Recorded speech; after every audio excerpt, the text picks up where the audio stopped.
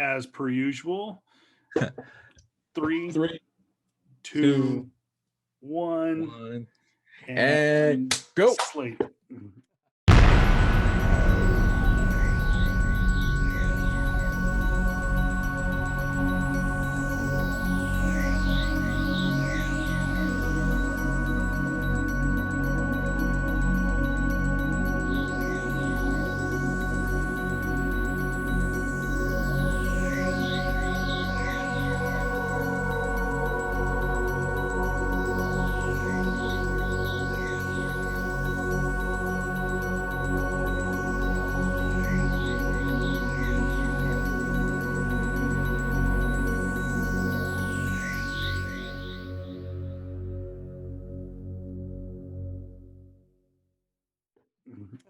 How is everyone doing this Monday night? I am doing just fine, my friend. Hey man, well, how's everyone doing? We are actually recording this a day early because yours truly was feeling a little bit under the weather yesterday, and oh wow, okay, I see how you're doing this. I should have got one for myself, man. Little little shout out. Go. A shot of Broken Skull IPA for the working man. Shout out to we never met, but shout out to my homeboy Stone Cold Steve Austin. Kick ass beer. Yeah. But like Mr. Cabacungan, the Sith Lord, Darth Maul himself. I guess I still got my legs. Was a little under the weather yesterday. Yeah. Good news is wasn't a COVID. Nope. Wasn't a COVID. I ain't got the Rona. And the other good news is, because God knows, I don't think you or your family has ever made anybody sick with their cooking. We know it wasn't the food. Which, by the way, I got a bone to pick with you. What's up? You were over there flexing at the Asylum on Black Friday, which, by the way, thank you so much for all those people that went out to Comic Asylum. Yeah. It was so busy. How busy was it? JR and I got kicked out of the store for an hour. Yeah, we were chilling outside. To adhere to the well wishes of the city of Palm Desert, Riverside County, and state of California, we stayed to a maximum of 10 people, including employees, inside a business, meaning that myself, JR, his sister Candace, and the owner's husband all kicked it outside in the alleyway, masks on. Except for when we were sipping on our Starbucks. Shout out to Chick. Thank you so much for hooking us up with some Starbucks. But guys, thank you so much for blessing our comic book stores with a fantastic Black Friday. Had a chance to go over and check out with another guy, which we'll get to in just a moment. Let's get the introductions out of the way. This is our Star Wars Saga special marathon, whatever it is. We have reached the Holy Land. We have reached the land of the Holy Trinity. And when I mean that, it is A New Hope, Empire, and Return of the Jedi. Anybody asks what the Holy Trinity is, unless you're a devout Catholic or Christian, it is the original trilogy of Star Wars, and we have reached that. It's all downhill from here. And I mean, basically. He is J.R. Cabacungan, the Darth King, the Darth Lord, the Sith Lord, at also not JR Comics 42. And my boy right here, flexing, because if it wasn't if it wasn't for JR, I would not get to be Mr. Monday Night. Little shout out, little RVD action. Wow. The voice of reason, Kevin Pillow at Voice of Reason 23. Hit us up on social media. And by the way, a little shout out to our boy Empty Tombs Comics unloading. I'm gonna go with the first S-bomb of the night. A shit ton of back issues tonight, and it has been a fun time spending my paycheck from Friday. So, dude, the guy's insane. The guy's got a great backlog and shows support. A lot of these guys in these weird times of COVID, they don't have the opportunity to. I mean, you can sell on eBay, but some of these guys who rely on going to like swap meets or flea markets don't get to do their game. Empty Tombs has got a great little shop set up online, and you can hit them up on Instagram. But just want to give some shout outs. Tell me, sent you. Real quick, just in case we run a little late. Mm-hmm. First off, let's go ahead and begin with our tradition. If you're watching on DVD, Blu-ray, iTunes, Movie Streaming. Anywhere, Disney Plus, your next door neighbor's house. Your next door neighbor's house. Yeah, just don't try to stream Disney Plus on Zoom. It doesn't work. We found out the hard way. Yeah. We'll tell you in just a second why. So right now we're gonna go start A New Hope, Star Wars Episode 4, A New Hope, the original one, came out in 1977, and we're gonna start this in 3, a 2, a 1, and the most beautiful. The great part about Fox now being owned by Disney is we get the original 20th century fanfare back where it belongs, in front of Star Wars movies. Lucas Limited. Show me that big, beautiful. Show me the blue letter long time ago in a galaxy far, far away. Hit me with the John Williams. Oh man! All right, guys. So this is gonna be. That's all we can play before we get rights blocked. Yeah. So guys, just let you guys know, this is this specific episode is gonna be a point of nostalgia for most of us, and a great point, a great point of just rekindling of that first time you thought yourself, you watched the movie and said, "Oh, I'm a freaking nerd. I love it." Right here, guys. So we might, right there. I mean, JR, with the notes, Star Wars, A New Hope, just roll with it. We're gonna riff with it because, like, this is, if you've had any inclination, if you watched any of our first few episodes, you always hear Kevin say, like, we're just a bunch of guys want to just talk nerd stuff, right? Like, who shot first, type of stuff. What was in the version we're watching? It's the wrong answer. I know. Oh man, I love it. By the way, before we get into the news and notes, highly recommend. It was fun. It was silly. It hits you with the nostalgia. It's a good time. I recommend it. I know it ties into the prequel trilogy and the sequel trilogy. I do recommend going in and watching the Lego Holiday Special, the Star Wars Lego Star Wars Holiday Special on Disney, streaming now on Disney Plus. We're not chilling for Disney Plus, but it was fun. It was worth it, and it does address the who shot first question. It's a quick little bit, but you got to watch it. It's fun. It's a lot of fun. And oh look, I know this scene. It's like we just saw this movie. Here comes the blockade, the Corellian whatever thing, the thing from blockade, whatever the blockade cruiser. It's like we just saw that 30 minutes ago. Oh, that's right. We saw it last week in Rogue One. All right, news and notes time.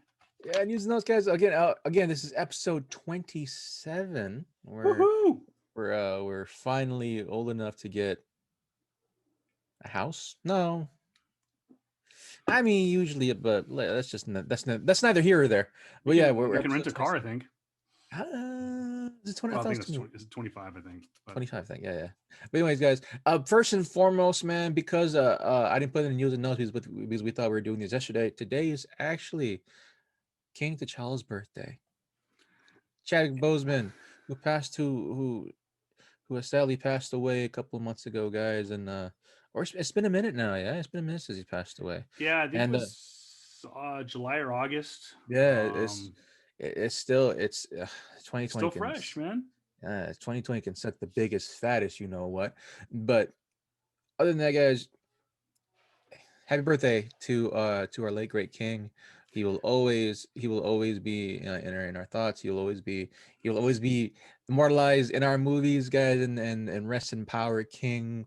I'm hoping they do him justice in the upcoming Black Panther series. The Black Panther 2, yeah, which we don't know yet about how they're going to handle the passing of the torch. We do know that they are going to pass the torch. I know this wasn't in your news and notes, but I want to put this out there because, and I think we may have mentioned this last week or the week before, that they have come out and said they are not going to CGI. They're not going to give him the Princess Leia touch. So you may see him in costume, which will probably be a stand-in. It's going to be a stand-in, obviously. and I think that they're gonna take him out early on in the movie. They have said this, and this is for you key collectors out there. Go ahead and grab yourself a first appearance of Shuri or Mhm. a first appearance of M'Baku, because M'Baku. those comics are going to be on the rise, because those are the two characters that they are choosing between to replace King T'Challa rather, Yeah. um, in Black Panther 2. Also should be noted that, speaking of Disney Plus has modified the Marvel Studios Open and has given it Yep. the quote Stan Lee touch that we saw in, I believe it was Captain Marvel, Yeah. where they dedicated to him. So they have redone the Marvel Studios Open.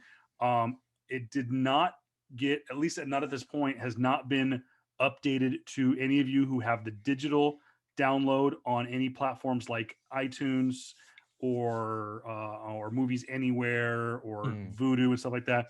Which they've done in the past. When, speaking of Star Wars, when Star Wars was purchased by Disney and Disney didn't own Fox yet, A New Hope still had the 20th Century Fanfare on it, but but Empire and Return of the Jedi did not. They had to edit it. They had to switch the because they actually released the digital copies of Yep. they actually released the digital copies of the Star Wars movies before Disney gained the rights to the movies. So they released it, had the 20th Century Fox fanfare. When Disney bought it, they switched it around and edited and stuff like that. So, but they have not updated the Black Panther digital copy with the new um, open. So, Yeah. um, Going let's back get to right. news. Let's get right to the Yeah. big news, because boy, it has been busy to be a gamer. Yeah, man. Man, I'm so glad I bought stock in Sony, because whoo, Told you, man. PS5 Told at you. its most expensive Told you. broke all kinds of records, my friend. Yep. Yep. I mean, Yep. did you get yours by the way yet? No, because I'm waiting up. We'll We go talked, after. yeah, Mm. yeah. I think we talked Yeah. to talk about No, that. no, but like for me, so for those who don't know, Sony put out on Twitter that that they just had the biggest console launch ever in their history. And I'm talking about PS1, PS2, PS3, even the PS4, the PS5 broke all types of records, guys. On Twitter, they wrote, "We want to thank gamers everywhere for making the PS5 launch our biggest console launch ever. Demand for PS5 is unprecedented. So we wanted to confirm that more PS5 inventory will be coming to retailers before the end of the year. Please stay in touch with your local retailers." And I've been saying this, guys, and the unprecedented part, of course, is for those who are what's the word I'm looking for? Cynical, like myself, and say that, well, the reason why it's unprecedented is because you have all these freaking scalpers buying all the damn stock. Well, granted, guys, the crazy thing is that that Sony has released 5 million PS5s out in the That's wild. insane. That's some crazy, dude. And they sold out through most of them. Granted that there's still maybe a couple of areas that haven't released the PS5 yet. I'm thinking like Malaysia and the Philippines, right? But majority of the world has PS5 released already, and they released 5 million, 5 million. And not only that, like I said, guys, don't buy from scalpers. Wait till they get No, more you're out. right, dude. They're planning to release 5 more million out into the world by the end of this year and beginning of 2021. Right around that, right around, I think it's what, quarter 1, quarter 2. No, near the middle to end of quarter 1 and beginning of quarter 2. So about 5 million more of those within that time, within basically a 2 to 3 month time frame, guys. And so, like I've been saying, man, just chill. Don't give into the crazy ass freaking hype of wanting to buy a $1,700 PS5 console with its 13 was $135 $135 freaking extra controller and $115 no $150 headset. I'm like, just Just wait, wait. guys, wait. I will say this: if you guys want to get ahead of the game, there was at least last time I checked it, at a couple of Best Buys, they Mm. actually did have the accessories in stock, and like the controllers and whatnot. So if you want to get ahead of the game and get a controller now, you could do that, because they are in retail stores if you feel so inclined. But like JR said, this is I mean, I want to say it's unprecedented, but I think that I had the feeling that something similar like this was going to happen with the PS5 and the Xbox Series S and X, Yeah. regardless of COVID. But since we have been on lockdown and gaming is on the rise, this is just kind of doubled down on the craziness of this mass run for the PlayStation and the Xbox Series S and X. I will Sure. say this. Again, this is Consumer Bob over here telling you to be very careful, I would say look closely at some of the games that you want to play exclusively on the PS5. If they are exclusive to PS5, that sucks. I get that. If there are games that are crossing over, like they are available on PS4 and a quote 8K or a better version is available on the PS5, if you want to kind of get ahead of the game, do kind of what like Sony is doing in was it Brain Maniac, the developer for the Spider-Man series. No, What's the Insomniac. Insomniac? Insomniac I games. apologize. I apologize. Yep. Do what Insomniac is doing, and they are making available the digital download or the physical copy of Miles Morales. If you buy it on PS4, they will give you a digital copy for PS5. Now, I Yep. don't know the exact titles, but I have heard from some friends at video game stores that there are other titles, maybe not the huge ones, Yeah. but there are other titles that are doing that.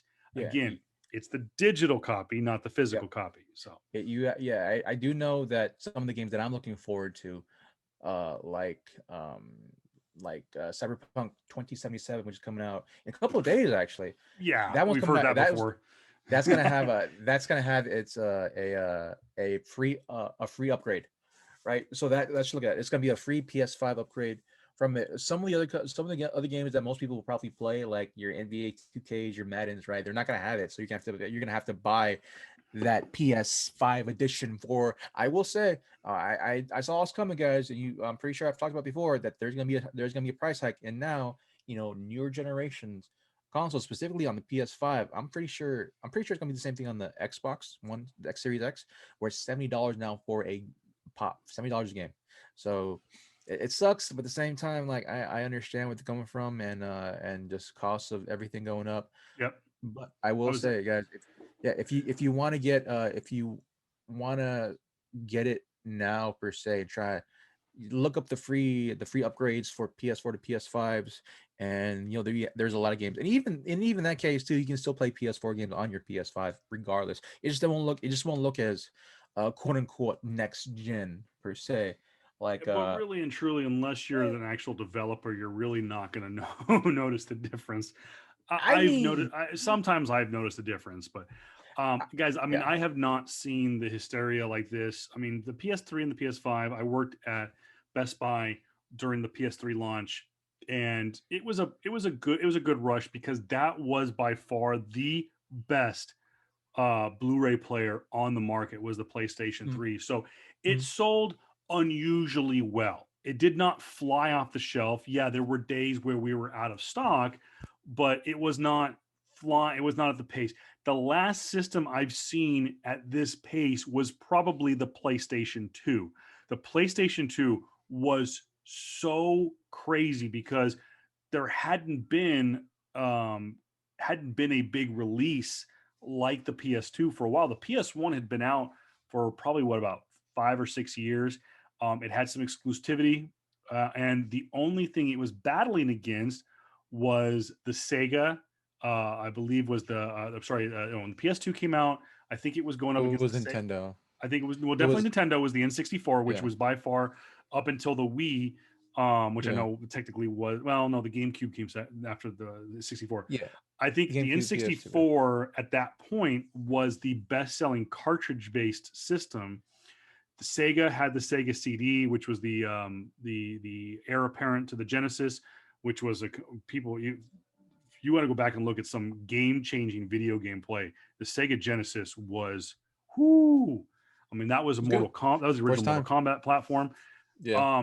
But the PS2 really did change the game. The PS3, I think they were ready for it. The Mm, PS4, I think they were ready for it. The PS5, I think they were ready for it, but at the same time, like JR said, unprecedented, unusual, and people trying to make a quick buck. But Yeah, anyways, it was yeah, it was bad happen. So, before but we other get guys, yeah, in, just be patient. That's it. yeah, exactly. Um, before we get into the Amazon Prime news here, I do want to throw out there one more gaming note. I did not get to throw this to JR because I didn't even think about it. Yeah. Was Mm, for those who are gaming fans on mhm, devices like this. Big mhm, news coming out tomorrow. If you are a fan of this game, Pokemon Go is going to be seeing one of its largest updates to date starting tomorrow. They've been doing a soft rollout for the big Pokemon Go Beyond campaign for about a month, or I'm sorry, for about a week and a half now, where they released the ability for our friends in the Southern Hemisphere, most notably Australia and New Zealand, the opportunity to expand mhm. beyond level 40, which has been the max level that trainers can reach in the game. They have been able to go beyond level 40 over the last couple of weeks to kind of test it to make sure that it wasn't going to crash the system and whatnot. The rest of the world got the rollout today, including the United States, at around 8 o'clock this morning. So, for those of you who have already reached level 40, you can now go to level 50. This also has seen a new structure to their evolution or their max leveling of actual individual Pokemon beyond the max, I think, which was level 20 in the game. You can now expand to level 30 even if you haven't reached 50. So it used to be the higher you went up as a trainer, the higher you could level up your Pokemon. Well, now since most people are capped at 40 and are working towards 41 and beyond, you can actually Yeah. evolve your Pokemon beyond level 20. And even though your trainer hasn't gone up, but it's going to use a different candy system that also rolled out today. Tomorrow we will see, I believe, a new battle PvP battle system, and also on Wednesday we will see a brand new generation of Pokemon being released. That is Gen 6. Oh, tomorrow also we will see seasons. Pokemon will now go to season mode. They'll have 4 seasons, No. where they Oh, will see, see that type soon. like that kind of season. So it'll be different gameplay, different releases of Pokemon, so that it's not just kind of random. It's more designed to a themed season for that quarter. But again, it's been a slow rollout. As far as I know, there is no actual update needing to be done at this point to the actual game, but you should be staying on top of that for bug fixes and whatnot. Um, but yeah, Go Beyond will be rolling out over the next couple of days. We did get our Yeah. first Gen 6 Pokemon from the Kalos region released today. It was Esper and its evolution. I think it's Meowstic, were released today. So Pokemon fans, unite. We've got some new stuff out there, and I hope you enjoy it.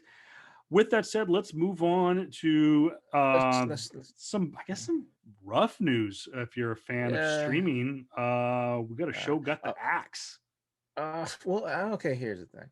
So, as you guys, okay, so this is my thing, and you guys know I've been talking about this show for quite a while I now, say, for I the think you last were just couple talking months, about this show. because I love this show so damn much, and I cannot wait until they release season 5. But The Expanse, the Amazon Prime original, well, the show that was on Sci-Fi for about 3 seasons, was taken Oh, over by that's Amazon right. Prime.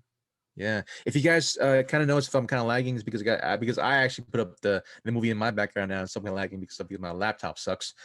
So yeah, that was neither here nor there. But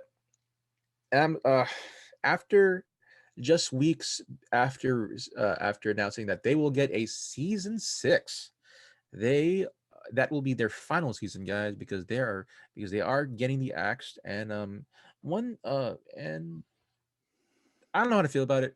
It sucks, but the way that they're doing it, I'm hoping is that they're gonna go out big, which I'm happy for. 6 seasons for a show is actually really good. It's actually really strong. Granted, I think they only get like 10 episodes anyway, but like the production value is gonna be way more than anything. Way it will be near the level of what we call it Game of Thrones has got from HBO, except that it's a better story. And uh, I just feel bad, man. I just feel sad, man. I love this freaking show, and but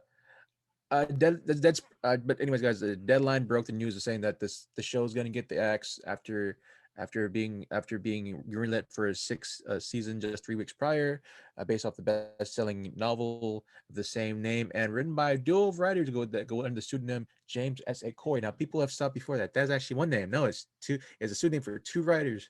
And I found out that little nerd quirk because I love the freaking show. This season of The Expanse will debut on the 16th. And rumor mill, all right, guys. I feel and I've heard that the reason why they are acting a show is because, crazy enough, the production budget is way too high for them to Yeah. expand after season 6. Because, yeah, I've if you read the book and if you read a little bit or if you've seen a little bit of the show, you would understand why. Because the production just went insanely high from season 4 to 5 or season 3 to 4. It was amazing. I freaking love it. But I understand why, because it tends to happen. You're talking about possibly a $20 million budget for each episode going after that point. We And so, it's almost like we have um we love these shows. We want these shows to push the envelope and stuff like that, but because they are just that, they're shows, they're not going to they're not going to the movies, they're not going to get that $12 a ticket response that I think everyone's like, oh, these shows have done so well, we keep pushing the envelope, and then I think it's like they're a victim of their own. um I guess they're a victim of their own success. I guess you'd say is, look at Game of Thrones. Game of yeah, Thrones had nowhere yeah, to go but up, and they yeah, just kept pushing the envelope, and yeah, they had nowhere else to go but be crazy insane with graphics and stuff like that. So yeah. um the But yeah, yeah, you 6 years guys will still, definitely get six my seasons review. not bad Yeah. though. Yeah, absolutely. Like, you guys will definitely get my review the second that season 5 drops, and that should be in. Yeah, that should be in a week or two now, and yeah, I'm hoping for a really good end of it, and it's Amazon, so I'm hoping they go up big too. So transitioning from that news, guys. So our next news was actually pretty good news actually from for me being a fan of this man. Dave Chappelle and his original Comedy Central show was pulled from Netflix streaming platform because years after David left the show, the show has been shopped around to different networks. They're streaming on different websites right now, specifically Pluto TV, Comedy Central, of course, HBO Max, Amazon Prime, CBS, and iTunes. And before, it was streaming on Netflix. Now, Dave has not been receiving any type of money, any type of royalties from this show since he left the show. It's Granted, he said that insane. yeah, it's fine. It's I understand it's the business side of this thing. Uh, but he's asked his fans to cancel him because it just doesn't, because for him, like, it just doesn't feel right. Like, all my work, everything I've done and everything, not just that, but like his likeness as well is seen to sell the show, right? Yeah. And he kins that to saying he kins that to saying that being, being a slave and being a slave and given to new masters type of stuff, right? He made a joke about this on his when he came back on SNL, saying that even though his grandfather was born a slave and was a slave for 10 years, if he said that he came back to see him, he made a joke about he made a very a very not raunchy, but a very racy joke by saying, man, I got sold and I got shipped and sold more than he did. And I'm like, oh wow, Well, this we is know hilarious. Dave Chappelle He loves likes to to put, push yeah, push the envelope, and it was funny as was he should, we as he should. I did know that the Chappelle show was I believe it was on HBO Max, and my wife stumbled upon it and we were watching it. And it was funny. It was like we watched the very first episode, and it was funny, like right out of the get go. Like I'm like, oh my gosh, you could not, Yeah, um, can't get away with it now. you can't get away with it. You can't. Um, the Speaking of TV rights, this is not in your news and notes, Oh, oh, Dave or before that, JR. Go ahead, sir. yeah, of course. Before that, he has because of his close relationship with Netflix now, because he's done about 3 specials now. Netflix has they have uh took upon his wishes and say that, yeah, cool, we'll pull it. So they pulled the show off of Netflix and it's off it now. And so yeah, they have a great working relationship. And I'm pretty sure that contract is looking pretty fine. And Netflix wants to keep Dave Chappelle on their broadcast or on their streaming site. So absolutely, man. So but yeah, Dave right now is trying to get his friends to cancel him on all the other networks for him to get that show pulled.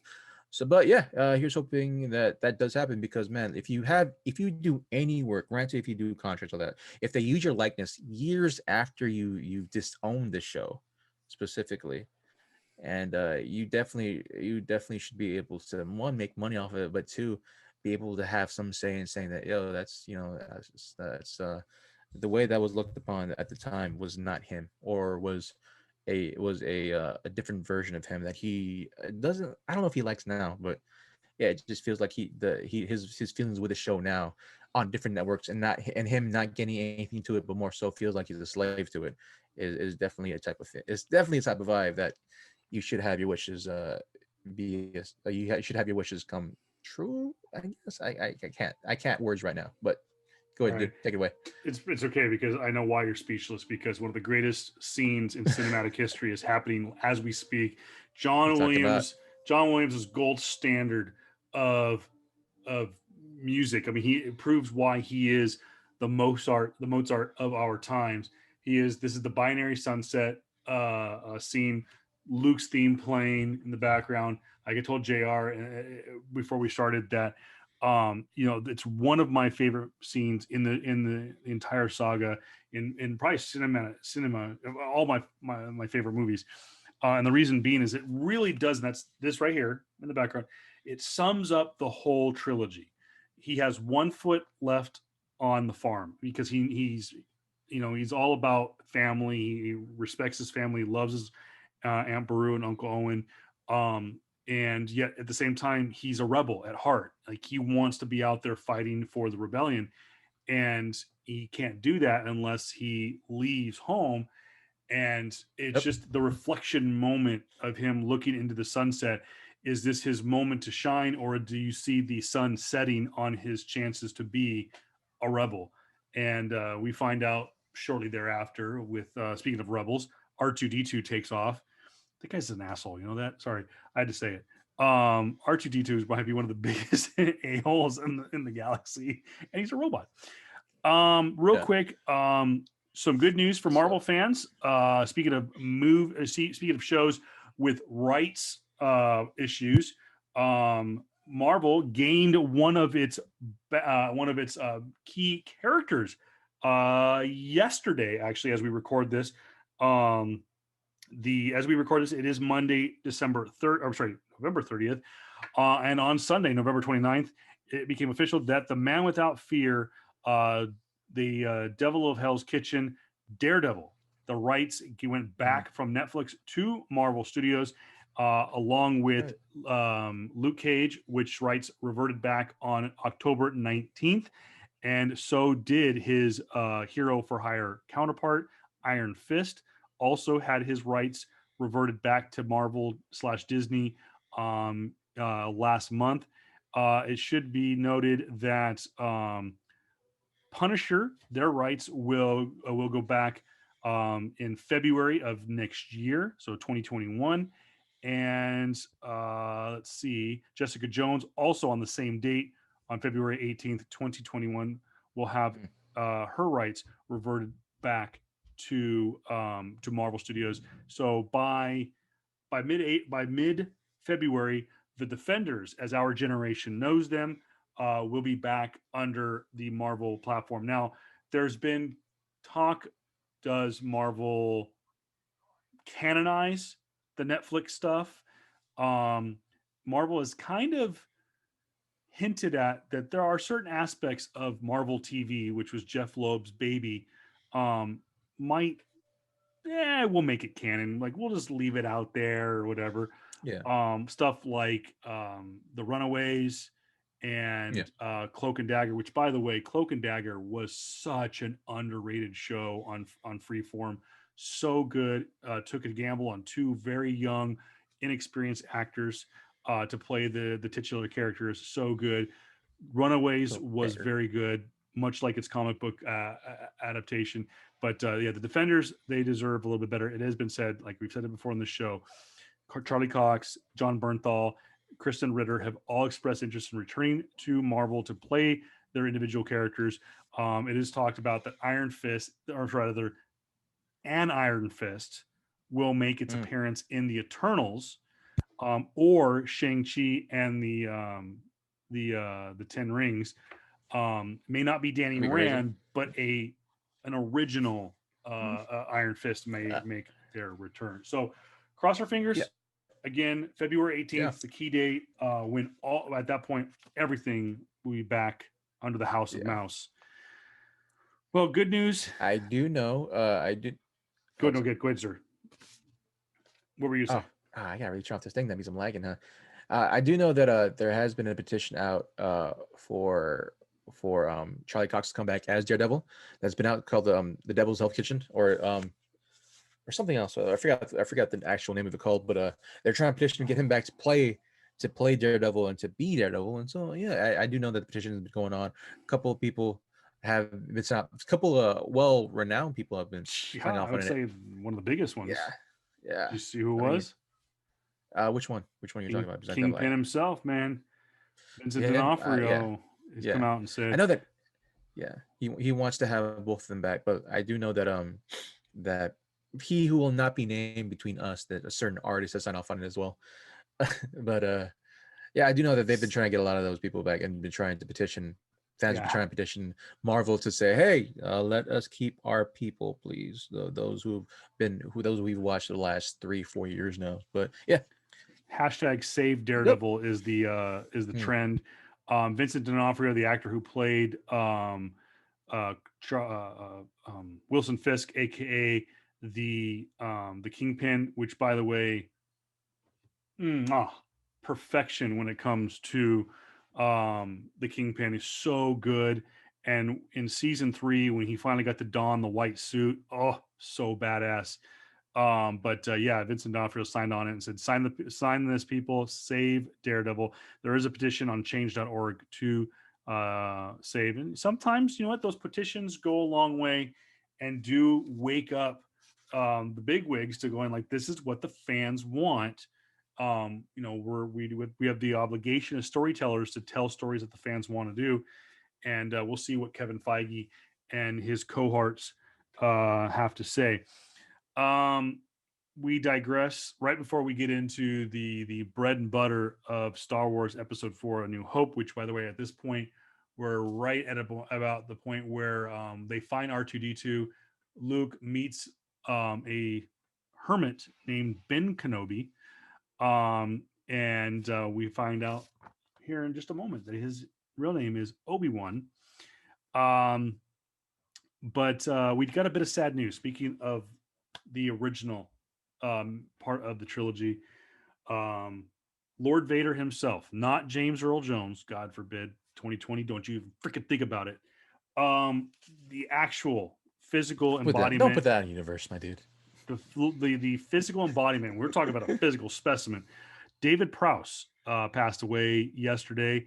He was, I believe, was it 80? Was it 84? Was it?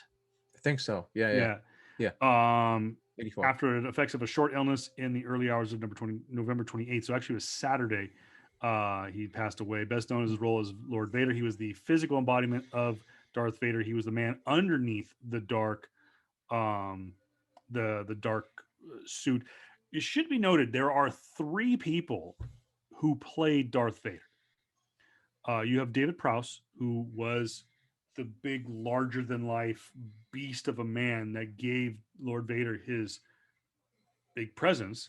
Obviously, James Earl Jones voiced the iconic character after David Prowse actually said the lines on set. There's actually behind the scenes footage of him, and it's just like, it just doesn't work. It's so bad. Yeah. It But was a you heard his accent, right? Was it yeah, it he was was really Irish? Like I thought it was like heavy Irish too at one point. yeah, it was like a Cockney or Cockney Cockney. Cockney Yeah. It was hilarious. but there is actually a third person who is the face of Darth Vader in Return of the Jedi. It's not David Prowse. It's another actor who played the character, and yeah, so it took three men to bring the one of the greatest villains, one of the greatest characters of all time to life, and we lost him yesterday. But he lived a full life, as Jr. points out here in his. He He's played, been a lot of yeah. yeah, Frankenstein's creation in Casino Royale. Yep. Um, Julian in Clockwork Orange, and those who don't know, Julian's the Stanley Kubrick film. I love Clockwork Orange. He was the big hulking character in the later part of the movie where our main titular character comes back to a certain house, and he's this big hulking character that carries him up into a room. He was also the executioner and the people that time forgot. A lot of these old school films that actually have the same roughly the same artwork as not Scott John, but as I forgot his name, the artist who's Tom Jung, who as you can see behind me, he was art done here. And yeah, but that type of art style I do miss too. But keep on going on the titular David Prowse. He was also originally a weightlifting champion, winning the British heavyweight weightlifting championship in 1962, 63, and 64. And crazy and awesome enough, he also trained Christopher Reeve for a lead role in Superman after being turned down for the part that he was trying to get when he found out that Reeve actually got the role. And he also trained I always say his name wrong. Carrie Elves. Elves. Is that how you say it? yeah, I always forget how to say his Yeah. name. Yeah, Who during his role as Wesley in The Princess Bride, which is I thought was freaking cool when I saw that. But yeah, I guess Grant he did live he did live a great life, man, and seeing a short biography and just seeing what he's done in his years is definitely a life well lived. he was 85. He was born in Bristol, Mhm. died in London, UK, on Saturday. But yeah, like Jr. said, that in the behind the scenes, you see and hear his thick accent, and it just wasn't going to work. Yeah. And yeah, so Godspeed. May the force be with you. I know you Yeah, man. were the villain, but nonetheless, you You helped brought your bring, life, man. you brought to life, like I said, arguably one of the greatest movie characters of all time, Yeah. easily one of the greatest villains of all time. But I mean, to this day, I mean, the iconic. I know that he didn't do the breathing. I know the special effects and stuff like that. But I mean, just like I said, he is this bigger than life character. Darth Vader is, like I said, between the breathing and the music that John Williams brought to the character and whatnot. I mean, just Darth Vader is Yeah. he's iconic. That's the best way to Yeah. describe him. So, Absolutely, man. like I said, David Prowse, may the force be with you Yes, always. sir. Yep. And With that now, said, yeah, we man. Go on. are in amidst the Yep. saga Uh-huh. that is A New Hope. Yeah. And to Let's do give you this. a little background on this one, Hmm. as I always do, come on, scroll. There we go. No, that didn't work either. Now, this is one of the unusual movies that received two separate releases. The original movie was released on May 25th, 1977. It did have a re release, the Hmm. special editions, as they're called, Uh-huh. which I believe was released in and around May 25th, 1997. Hmm. Which of course has all the added features and yada yada yada. The original runtime of the movie was 2 hours and 1 minute, rated PG. It has a Metascore on IMDb at 8.6 out of 10. I gave it 10 stars. I don't know what anyone else was thinking. It stars Mark Hamill, Harrison Ford, Carrie Fisher, directed and written by George Lucas. George Lucas. And Jr. Look. It revolutionized how we make movies today. It used a lot of physical, where they call it practical effects. Mm-hmm. Um, it's uh, it did so much for the special effects game, the models that it used, Mm-hmm. the sets. I mean, I'm looking at right now without. I mean, there's no CGI, but they're at the base of this gigantic, almost tank that the Mm. Jawas use in Tatooine.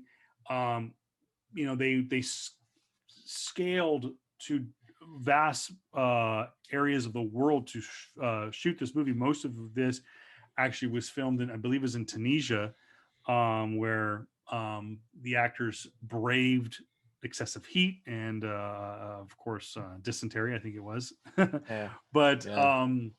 I mean, Lucas really pushed the envelope on making this movie. And it's funny, there was a an IMAX um, documentary that came out right around 1996, I believe. It was right before the special editions were released. IMAX did a behind the scenes on action movies and science fiction, and this was one of the key proponents of this documentary. And they talked about how they shot like the trench warfare and how they shot the AT-ATs in Empire Strikes Back, and and whatnot. It was really cool because he uses it's a lot of models. It's not This the time. CGI and computer graphics or whatever. But like I said, it's a ton of practical effects and puppetry Mm-hmm. and models that they used, and it's amazing. And as a matter of fact, I'm looking at the scenes. They're in the detention center right now with Lord Vader coming down in the jail cell to meet with Princess Leia, who of course he knows at this point Mm-hmm. is his daughter, Mm-hmm. and he's willing to sacrifice her to get the information he needs. But I'm looking at the set pieces, and it's there's spots where it's like, have you ever walked through a house and like you've rubbed up against the wall so much the paint wears? Mm-hmm. I'm seeing set pieces that have that wear and tear on it. I'm like, oh my gosh, because this movie not only pushed the envelope, but at the same time nearly like bankrupted Lucas. I mean, he really spent everything he had on this movie, and it Yeah. was just a silly sci-fi movie that was just Yeah. Just kind of give like a background. I'm pretty sure this is the film that he wanted to do for a very, very, very long time. And yeah.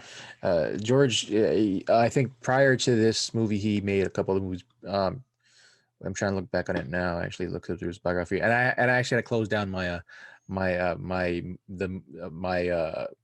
Hulu Plus because it was just lagging you and me. So I'm going everything by memory now, which is a good memory.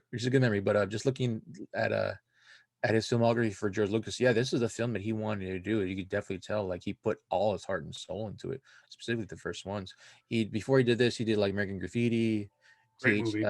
THX 1338, which he was director. 1138, which he was director and writer for. But yeah, Star Wars, it was all him. He was executive producer, writer, director, and yeah, it was specifically for the time too, man. Uh, I kind of want to go back to like just how reverent the movie, not just the movie was, but like how it honestly just sparked off every kind of like a lot of sci-fi, not just fantasy. And I kind of want to go on the basis of like what was sci-fi pre 1970s, right? We still had Star Wars, we still had You mean or Star Trek? 1970. We had Star Trek. We still had Star Trek. We still had a Doctor Who. We still had Flash Battles. I Gordon, think you may have had Battlestar Galactica. I yeah, think Battlestar. I think you may have had the original Battlestar Galactica, Mm, maybe. maybe. But like JR mentioned right there, the key word, Flash Gordon. Flash Uh, Gordon. George Lucas has come out and said that this obviously Star Wars. We've talked about this when we talked about the prequels. Mm, That Star Wars, the legend of Star Wars, the Jedi Knights and whatnot, is based on like a lot of Kurosawa, a lot of Japanese yep. cinema. But the Flash Gordon of it is a young, stereotypical corn-fed white boy Yep. from the farm No. is your protagonist, Luke Skywalker, Yep. and that's kind of where they got the Flash Gordon aspect of it. But yeah, he wanted this amalgamation of cinema, and yeah, Flash Gordon was one of its was one of the inspirations for the sci-fi part of it. But yeah, like JR said, it was, and this is what really has created the rivalry between Star Wars fans and Trekkies. Is Star Trek really was the first to do it? They went to space, the spaceships, the alien planets, and phase turns, set phasers to stun kind of deal. Yep. Um, but what was so game changing was they took, and Lucas will say it was that he was inspired by was it Roddenberry? Um, No, no, no. Was it Ron Bear, or are you talking about also the what was that one? What was that one show about the family that went to space? Lost in Space. Lost in Space. Great, Yeah. great old show from the, I think it was from the '60s. But yeah, Yep. it had a lot of it. Like I said, Flash Gordon. Obviously, he wanted to do Kurosawa films. You could tell um, that Lucas had one step in the past. That's why it's in a Yeah. galaxy a long time ago in a galaxy far, far away. So he likes telling old tales, and uh, Star Wars has always had not only a Japanese aspect to it, but it has still, much like we're seeing in the Mandalorian, is there is a Western feel to it. You go into town, like we're seeing right now, you walk into the cantina, you walk into the bar trying to find a ride to the next town. I need to get out of town. Um, A the lot of What's that? yeah, for its time, I was actually want to go into just the history of like this is classical cinema and Oh classical man, storytelling in every regard because like I was trying to find any type of inclinations of like what other source materials have affected George Lucas to make this type of sci-fi in a certain aspect. I can't say Western. I mean, when we look at Tatooine, we think Western. But at the same time, like it's yeah, not really a Western film. It's way more of a. It's definitely way more of a hero journey film. It very much. If you yes, if you have if you ever read I have his name under here. If you ever read Joseph Campbell, and I've read his story, I've read his book, The Hero Journey, and we talked about everybody wants that hero journey. Everybody wants to be the main character in their own story, and how it plays out, how we view cinematic storytelling, or how we even see Greek storytelling in the sense where you need to have a hero journey. You need your hero specifically needs to have to be on a track. And we have it with the it's even though this is very stereotypical, guys. This is how you tell a good story. Yeah, you have this kid like all of us we used to be, where they think that they can do more. Right? We feel that there's more out there, and we're not just stuck in some little pond in the middle of nowhere, or in Luke's case, middle of the desert, middle of nowhere. In the middle of nowhere, and it really harkens back to the fact like there has to be something out there, this joy, and this wanderlust of wanting to see what's out there for you when you're able to do. And so we see like the first I think 30 minutes for me really does capitulate that type of like what type that type of like young heart wander of wanting to see what's out there, what's able to do so. And I think that resonated a lot with our youth. That resonated a lot with us because like yeah, like when I will definitely say this is I can definitely say this isn't the first Star Wars movie that I saw. I mean, I did see actually.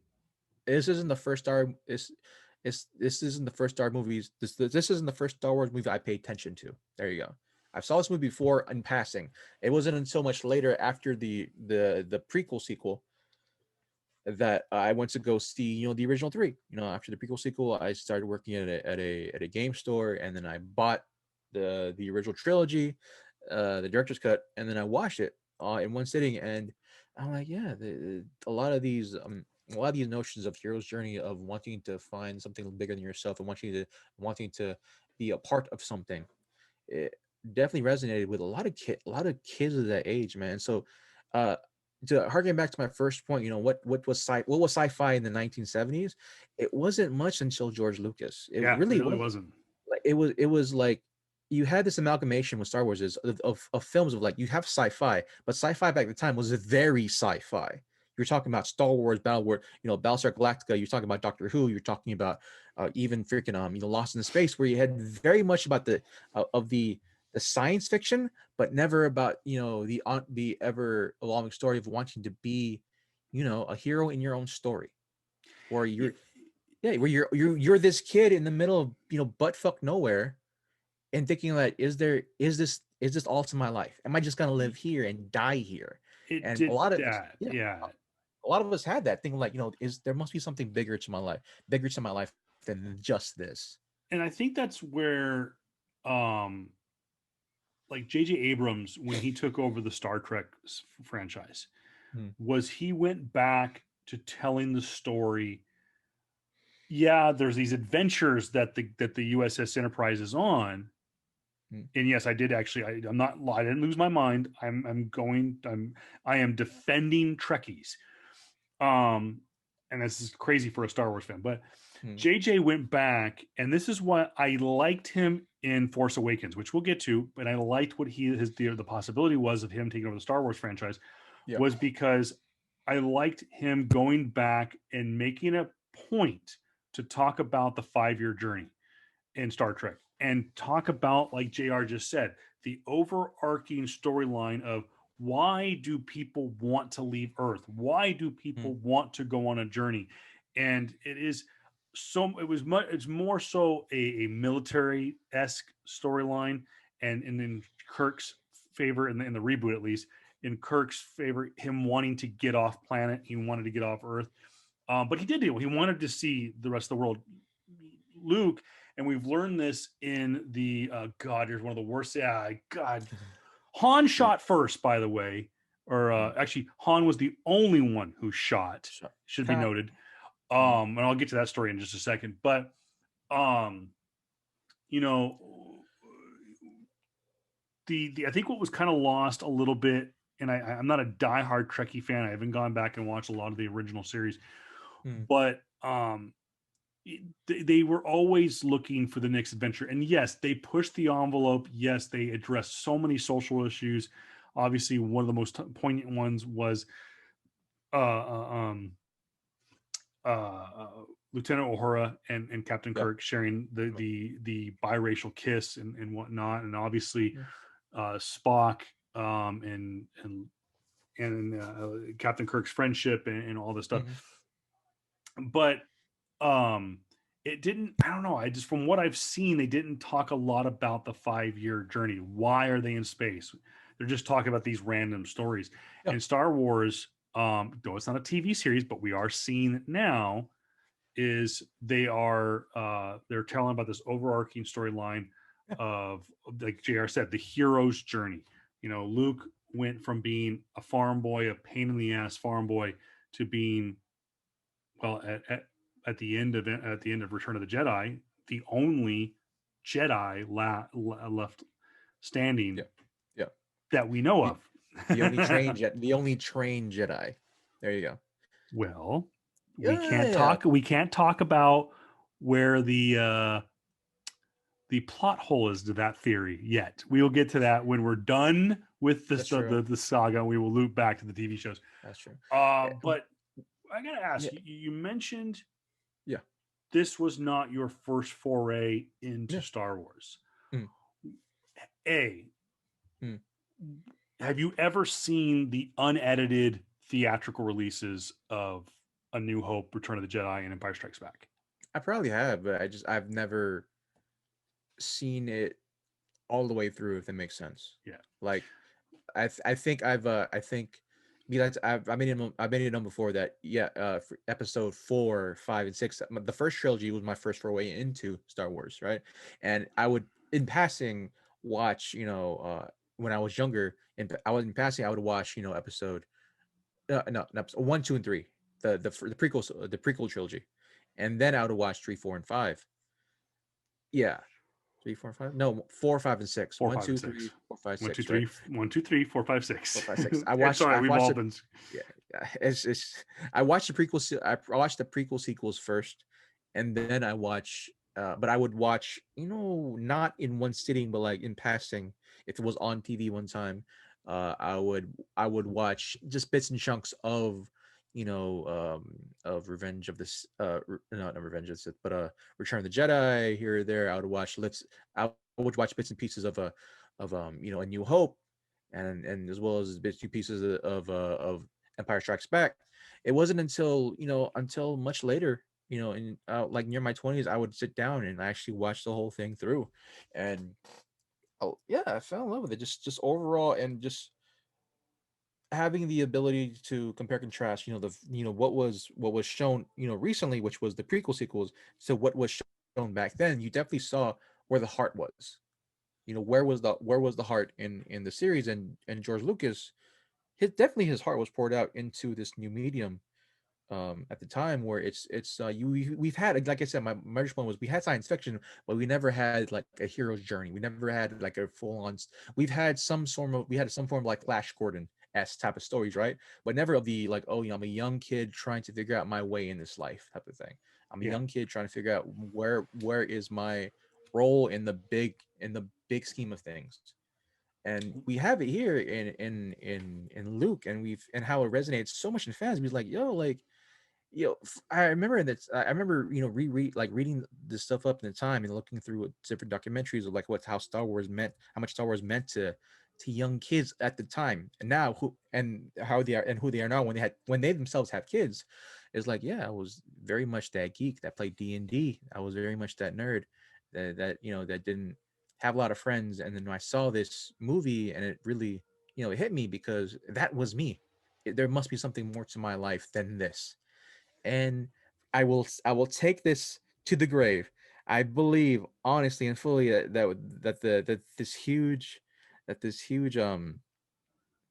I will take this to my dying day, that because we have Star Wars, it's the reason why there's such an acclaim and such a love for cosplay. Oh It is yeah. Oh, today. absolutely. Absolutely. I mean, you got to understand. I had my original. You sounds like your first kind of Hmm. because what you were born what year? 87. 87. Yeah. So you got to enjoy. Oh shoot, you were 10 when the new releases came out, Mm. but you said you didn't really get into it until the Yeah. the the pre the prequels came out. Yeah, yeah, like the So prequels you're came out looking. first, and yeah, dude, that came out Well, 2000, yeah, 1999, 1999 was Phantom Menace, and then Yeah, '01 I believe was Attack of the Clones, and then yeah. '03 Three was, oh was no, it was '04, four? '04, No. '05, because I remember I was in college. I had already met Danielle, my wife. Mm, So Revenge of the Sith was like '04, '05, mm. and so I'm in college. You're in high school I was probably. so yeah, and so So like for that you time, were like almost like an adult, or you were much older. yeah. You didn't get to enjoy it as a kid. No, absolutely not. Like, here's the thing for me, right? I watched Star Wars specifically with my cousins, right? But at the same time, I have the same cousins that, like, they weren't in that crowd. They weren't really in the nerd geek crowd.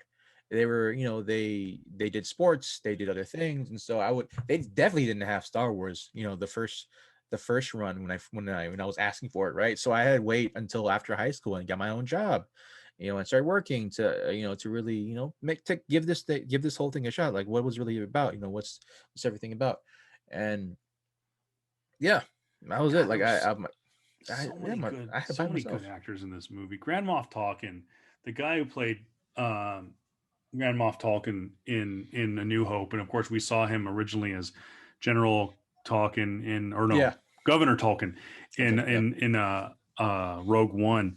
Mm, So good, and people don't realize was that Lucas really backed into an amazing cast. And I'll get to my first experience of Star Wars here in a moment, but mm. we got to talk about the fact that they backed into an amazing cast. You know, Princess Leia, Carrie Fisher, Yep. is truly a Hollywood princess. She is the daughter of Debbie Reynolds, Yep. who I believe is the daughter of, no, what's the connection? It's Debbie Reynolds' sister, or Debbie Reynolds' mother was Dorothy from Return Oh, or from Wizard yeah, of from Oz. yeah. There's a connection there. Anyways, Carrie Fisher is Hollywood royalty. She truly is a Hollywood princess. Mm-hmm. Harrison Ford was a no name. Yep. He had one movie to his credit, and that was American Graffiti, and he had a bit Mm. role in that. He was like just kind of a background guy in a hot rod race. Mark Hamill was Absolutely an nobody. absolute nobody, man. There's a funny story that they've told this time and time again that Robert Englund, who is Freddy Krueger, was roommates with Mark Hamill and was on set, was filming. I believe I don't know if he had started doing Friday the 13th yet, but in 75 when they started pre-production for Star Wars, but he was on the lot and someone said you should read for this role, and I believe he was going to read for Han Solo. That would have been interesting. Freaking Freddy Krueger as Han Solo. That'd He be goes, crazy. no, man, this isn't for me, but I know somebody. So he goes home and says, call your agent, tell him you want to read for this thing over at Fox. And he goes, what is it? He goes, here. And he throws him the script. Now, mind you, this is 1975, 1976, and throws in the script. Could you imagine today a guy who just read and passed, first off, passed on Star Wars. Second of all, steals the script from the studio to take home and give it to his roommate. If this was in 2020, it would have been on the internet so fast, his head would have exploded. But Mark Hamill goes, I don't want to read. This is stupid. And he goes, just read for it. He goes and reads it, and the rest is cinema history. That he goes in and he gets the role of Luke Skywalker. But there's so many great stories like that. But you really and truly, other than Carrie Fisher, even her, really three no names: Mark Hamill, Harrison Ford, and Carrie Fisher. The only real name, big, huge name in the Star Wars cast was Sir Alec Guinness, aka Obi-Wan Kenobi, the original Obi-Wan Kenobi. He was a huge actor, massive actor, and people. That's funny. So nowadays, most people have no idea who Sir Alec Guinness is. You mentioned Carrie Fisher. Oh, it's Princess Leia. You mentioned Harrison Ford. Han Solo, Indiana Jones, Air Force One. I mean, the list goes on and on and on. Mark Hamill, the Joker, Luke Skywalker. He's done so much other stuff behind the scenes. But Sir Alec Guinness kind of gets named lost in the lost in translation. George could not afford to pay Alec Guinness's rate. So he says, I'll give you back end, thinking he's going to come out ahead because Lucas knew the movie was going to be a bomb. Lucas even thought the movie was going to be a bomb, but he knew he was going to sell a shitload of toys. That's why he sold the rights to the movie to Fox, said, I'll give you the rights for perpetuity. Like for the rest of our life, you can have the rights to the movie. I'm not going to make any money on this movie. Give me the licensing. Fox goes, okay, we basically own this guy. He's not going to make any money. So they give away the rights. Oh, by the way, back in whatever this movie does, you got to pay this actor. Okay, what are we going to pay him? $10? This movie's not going to make crap. Lucas takes the licensing rights. We know how that goes. More toys. He's licensed more crap than freaking what's his name from Kiss. But inflation wise, if you take into effect inflation, Star Wars: A New Hope is the #1 grossing movie of all time, surpassing The Wizard of Oz and Gone with the Wind. It blows Titanic out of the water. It destroys The Dark Knight. It beats Black Panther. It beats Avengers Endgame. Really beats all those movies because if you adjust for inflation based on tickets sold, Star Wars: A New Hope obliterated the box office. And Sir Alec Guinness was paid in perpetuity. So much so that he filmed roles for Return of the Jedi and Empire Strikes Back, knowing he was not well, passed, I believe, during production of Empire or Return. And Lucas said, I'll make sure his family's taken care of. And actually, for every movie that Sir Alec Guinness is credited for, his family is paid his rate from the first movie. He's paid back in, and JJ and Disney honored that deal. when Sir Alec Guinness's voice appeared, I think it appeared in Force Awakens. It definitely appeared in And the last I'm sorry, the Skywalker, Rise of Rise of Skywalker. Skywalker. Yeah. Skywalker. So he's paid for duty. But going back, just a little trivia there. I I grew up on this movie. I was born in '81. The movie came out in '77. My cousin, who I grew up around, this was the first movie he ever saw in theater. His mom took him when he was like 2. He's been in love with the movie ever since. We would watch it constantly on loop at home or at his house when we'd go to visit during the summertime. He had the toys. He had a full scale AT-AT that I may or may not have been responsible for breaking. Um, dude, could you imagine? I mean, this is 1980, right around. It had to have been like 80. It had to have been the mid 80s because I was older. But the movie had been out. Empire Strikes Back had been out for a while, and that's where the AT-ATs made their debut. And he had a full scale. I mean, it's the size of this desk, and we crushed it in his closet. And to this day, he still gives me crap about it. But I just loved Yeah. everything about it. As a kid, I loved A New Hope, hated Empire Strikes Back, and loved Return of the Jedi. Reason being, love the Ewoks. Um, but I just everything about it was just super cool, and the music and the Millennium Falcons we're seeing here, and I really didn't get too crazy into it until probably like when I was in junior high or high school, and started to appreciate what it was. And I remember going to see the movie in theater, getting to see, that's the only thing I liked about the remakes was when they released it in '97. I got to finally see a Star Wars movie in theater, proper surround sound, big screen. I nearly wept when the Star Wars logo came on for the first time, and you hear that grand uh, playing of the theme song. It was an amazing experience. So much so that I grew up watching the spinoffs, Ewoks, the Ewoks Adventure, and of course Ewoks Adventures Battle for Endor.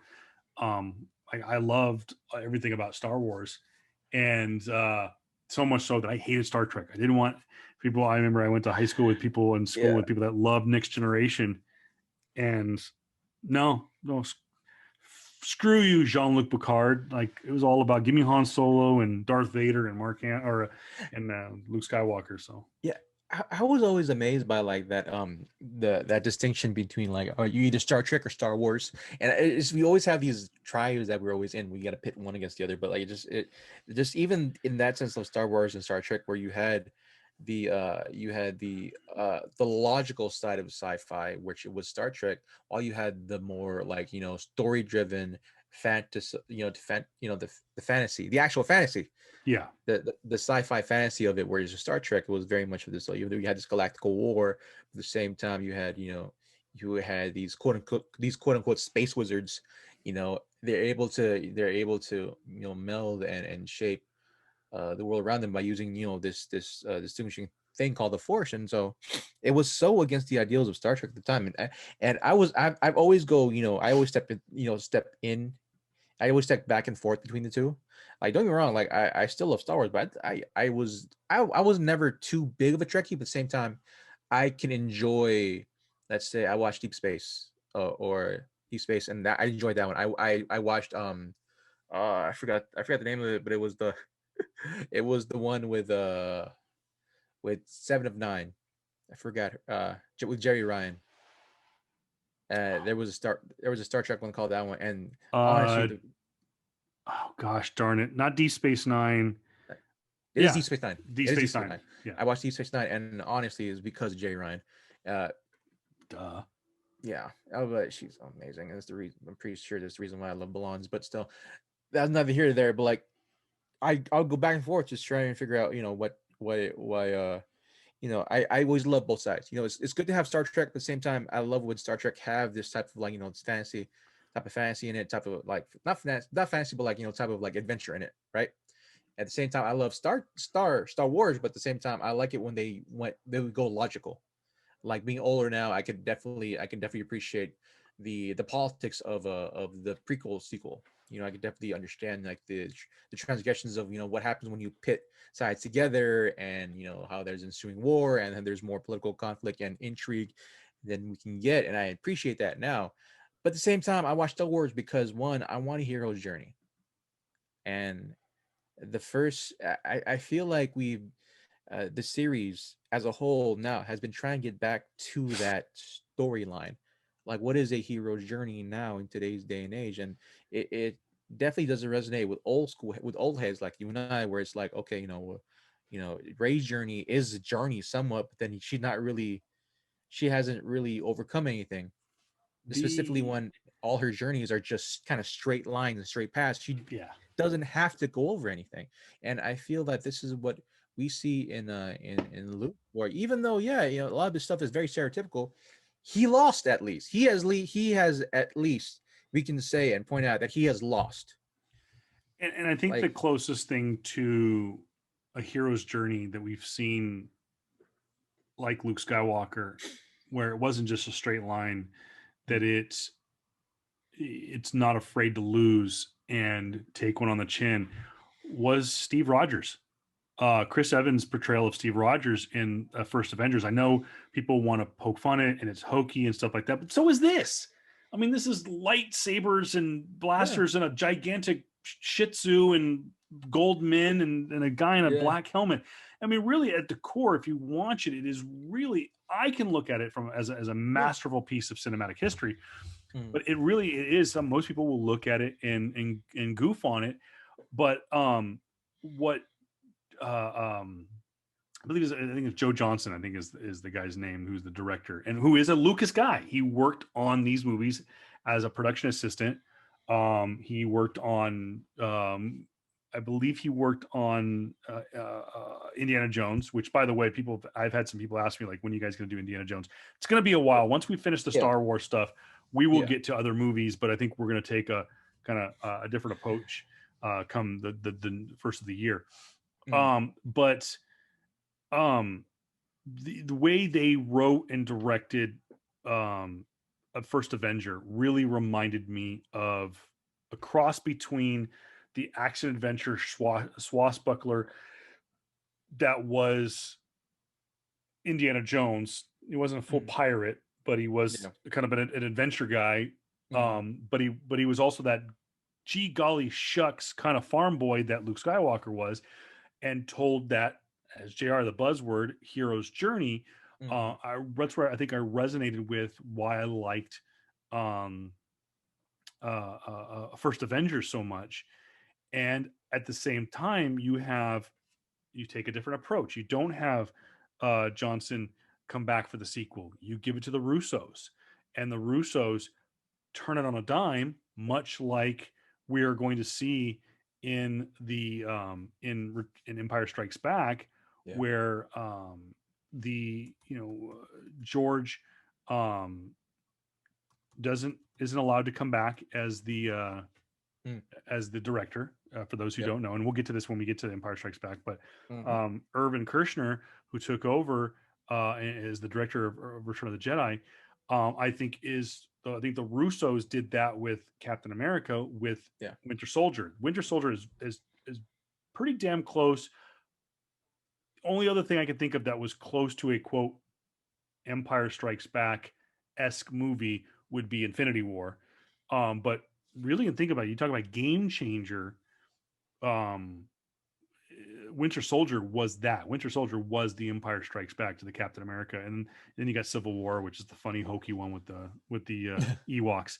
But Yeah. yeah, there really hasn't been a dare to be different, a dare to be challenging, make you think, make you care Yeah. adventure story like Yeah. Luke's ad- We yeah adventure in we had some stuff that are somewhat are like somewhat similar or somewhat close within the last 30 or so years now. I think of possibly Spider-Man, Sam Raimi Spider-Man, but like it was very much of like the whole, I want, I have these powers now. And it was like, I will always say this, you can't, I will, even though I love the current Tom Holland Spider-Man, you are not Spider-Man in my eyes until you say the freaking quote. until you say the freaking quote. If you don't say it, or Yes. if it's not being said, you are not Spider-Man. You cannot legitimize your film to be Spider-Man. Where it's, with great power comes great responsibility. That's such a people see that nowadays Very and say that, poignant. oh, that's a very corny line. Well, yeah, because it's freaking true. It is. It's absolutely true. With great power comes great responsibility, and I feel like we need to really hammer that down when we get to the inevitable, inevitable, sequels with Tom Holland Runner or whatever we're gonna go after that. It's and but to go back to my point of like, the closest thing to it, probably to me is probably Spider-Man. But in that Yeah. even that same sense, like we never. It was more so what for me felt like Spider-Man. For Sam with Sam Raimi's run was the whole like trying to um trying to come to the terms of like, all right, cool. I was this person.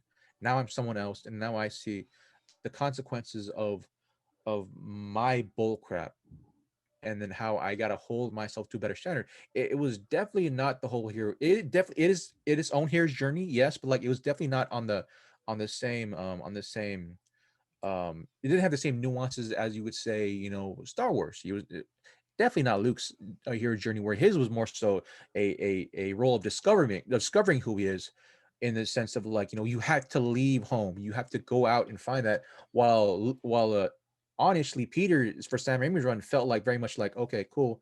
He has this huge amount of survivor's guilt, absolutely huge amount of survivor's guilt, where it was upon himself to really epitomize, with great power comes truly great responsibility. And his my and his, I was given, the spider powers in order to basically, all right, cool, I got to save people now. I have to save people. It is in my power to save people, because if I don't, if I don't do this, and and someone's hurt because of me, of my not ineptitude, but my indifference, then like that's on me. It felt very much that, like, while Luke was discovering his power, we never really truly had in my memory right now. I don't feel like we've had a true, like, remembrance of like what is a true hero journey, in the sense of like trying to find yourself, trying to go out and do that. Maybe not in the big screen. Big screen. We've had some, of course, when you have silver screen stuff on TV. Yeah, of course you go through that stuff, but like when it comes to the big screen, I have yet to see that. Maybe, yeah, probably the closest thing is probably gonna be Cap America. Other than that, dude, But you look at honestly, it too, is again, go back, and you're absolutely correct with Sam Raimi's approach to Spider-Man, and you have to look back as Sam Raimi, though maybe he didn't work along George Lucas or Steven Spielberg. mm, Very much, you ask Sam Raimi, I'm sure he is a huge Star Wars fan. He's inspired by Lucas. A lot of directors are inspired by really three core directors from the 1970s and the 1980s: George Lucas, Steven Spielberg, and Francis Ford Coppola. We talked about earlier with Clockwork Orange that oh my Kubrick, gosh, Stanley Kubrick, revolutionary absolutely, a director and creator. And there's been so many great directors mm, that have come and gone over the years, but really and truly the changing of the guard, so to speak, of cinema, and taking us into the modern age, really kind of went through those three guys. Kubrick, I'm right. Well, Kubrick too. I mean, Kubrick with yeah, 2001: A Space Odyssey. We don't have yeah, 2001: Space Odyssey, which I can't remember when that one came out. That may have been prior to Star Wars. '60s, I think, yeah, Yeah. Let's see, 2001: Space Odyssey, 1968. So you could probably say that Lucas was probably inspired by yeah, Kubrick as well. But I gotta imagine, really and truly, because you nailed it right on the head, and I went to like, wait a minute, could it be that at the core of a lot of modern storytelling, from like, say, I don't know, 1962 on, a lot of people had to have been inspired by Stan Lee, and Kirby, and the other guy who worked on Spider-Man. I'm just drawing a bank. yeah.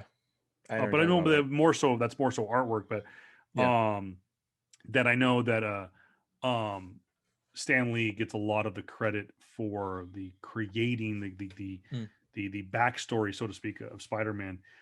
That a lot of these hero's journey stories. I mean, I know that Steve Rogers dates back to the 1930s, Mm, 1940s, but mm.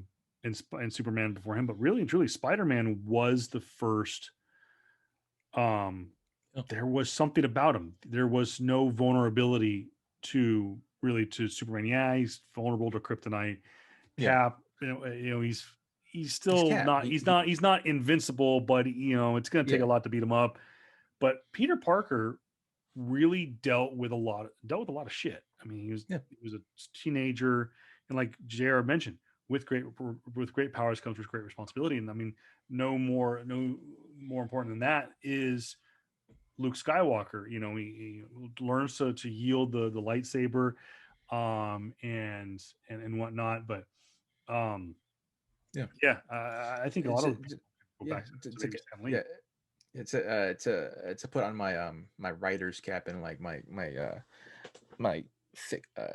writing fiction cap on it. Like it's honestly, we're basically just telling modern day Greek tales. Honestly, Yeah, if I really want to be, if I really want to be honest, we're just telling modern day Greek tales of like just hero journeys and having Greek tragedies and Greek comedies. And harking back to your point on Marvel, on Stanley, like this is the reason why, like that's Spider-Man's the reason why they're seen as different. When compared to DC, because DC you had your classical heroes, those who cannot be harmed, those who do overcome challenges, but it's like it was very hokey even for that day. We're like, oh, it was very much the problem for the day type of writing.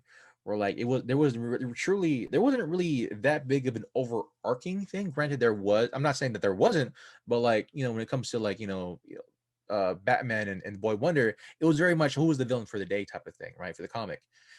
And with Superman, it was very much the same thing. Who was the villain for the type of the day? He beats, he sees a problem, he go beats the guy, and then Superman, you have your whole like overarching message: be good to people, blah blah blah, right? But then but this this freight train out of nowhere called Spider-Man having his own series, and he's dealing with like issues and situation that that really attracted young kids at the time, even absolutely, even especially nowadays too.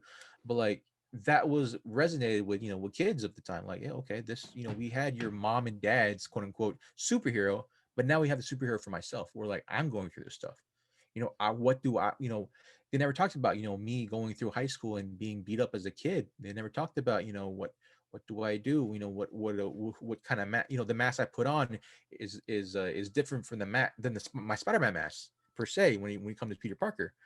And yeah, as the reason why Marvel took off is because of how Spider-Man specifically resonated with kids, resonated with like what do we do now? And that was in its own hero's journey, where it was the modernized form of hero's journey.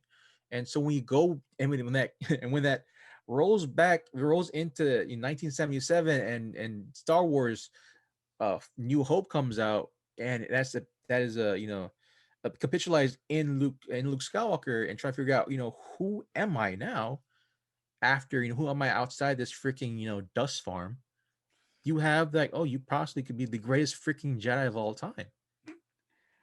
So right. I just saw one of the greatest mistakes oh yeah, ever when he read it bonks right his now. head. We're at the part where the right after the trash compactor scene, Oh, and second mistake. R2D2 and C3PO lock themselves in a closet, and when the stormtroopers come through, the hydraulic door did not walk all the way, Oh, and you see the stormtrooper, bam, hit bunk. his head, and it's one of the great blunders of cinematic history that was left in the movie.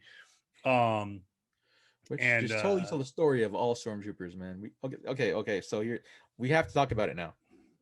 Because this I think Star Wars, it was the start of a lot of good things, but they were also the start of a lot of tropes. So can we say that officially state that that Star Wars started the trope of like of bad guys cannot hit crap? oh yeah, I mean, yeah, because I mean, I guess it'd be too easy for Mm, if they were to like zero in mm, and be able to hit a broadside of a barn. yeah. I'm not a big shooter, but I'm pretty sure I can hit what these stormtroopers can't. But yeah, I really think that the stormtrooper was the, if it wasn't the first, they were the ones that took it to a whole new level that the bad guys couldn't hit a damn thing. Yeah. Um, And this is before Luke awakens his true Jedi powers, or even Jedi influence powers, right? Where yeah, like like like the amount of like these are laser beam coming at you, and you miss so many damn shots. It was very much very tropey now. Coming just looking back at it, it was pretty freaking cool. But yeah, man. What did you feel about the first reveal of the one, the only, the Darth Lord, Darth Vader? what did I think of when he first makes his appearance? Yes. Um, it was much like his appearance in Rogue One. Hmm. Fast forward 40 something years, Hmm. or when he made his appearance in at the very beginning of A New Hope. You know, you have all uh, um, these people looking down the hallway of that ship, the Corellian ship, or whatever, not the Corellian, but um With the thing. the ship, Princess Leia's Yeah. ship. Yeah. And they're waiting, and all of a sudden sparks fly, explosions, yada yada yada. And then you see the iconic stormtroopers come busting through there, and just whenever I see a stormtrooper now, I can't not think of cosplay. And you Mm. mentioned before that Yep. really Star Wars changed um, uh, um, the cosplay. Really, I think it created the cosplay Yeah. era. And you had tricky conventions back in the 60s and the 70s, and people dressed up Yeah. and whatnot, but it took it to a whole new level. But Yeah. seeing him walk through, it was I can genuinely think back that um, when I originally saw the movie, and I go back to and I can put myself in as a child watching this movie, him coming through the door is one of my first memories of the movie. Obviously, other than the crawl and Mm. the ships and stuff flying. Um, Princess Leia recording her holograph message on R2D2, um, landing on Tatooine, Luke on the moisture farm, the binary sunset, so on and so forth. But really and truly, the big first, other than the obvious, other than the crawl, the Star Wars logo, the ships, my first memory is Lord Vader. And Mm. a lot of it has to do, again, going to David Prowse, uh, this gigantic mountain of a man, portraying the physical embodiment of Lord Vader, um, helped that scene. I mean, he Yep. filled a scene. Yes, he did. It's kind of like when I hearken it to the first time I went to a WWE, a WWF, WWE event. It was in July or no, so September of 2000, of 1999. The first time I ever saw, I mean, first time I'd ever seen any wrestling in person, but on the very first show I ever go to, I saw not only Paul White, aka the Big Show, but I saw the Undertaker. And to me, I mean, Hulk Hogan was bigger than life. He was a big guy, but he wasn't quote big. I mean, though he technically Hulk Hogan's like 6'7", 6'8". I mean, he's a big old dude. But I knew in the back of my mind that the Undertaker was big. He was just this larger than life human being. And seeing him walk down the aisle for the first time, I'm going, holy crap, dude, that is a monster of a man. Oh, dude, check out the giant next to him in the form of Paul White. That was the way I looked at Darth Vader. And it wasn't until most recently that I realized just how big he was. I knew he was big because they have these tiny little stormtroopers next to him, but he is just Huge. grandiose. He's Yeah. huge. Another great scene in cinematic history. It's Luke and Leia faced with a dilemma. They're at a bridge that's broken in this on the Death Star. They've got uh, stormtroopers coming from behind them, behind the blast door. Now they're shooting at them from above. What do they do?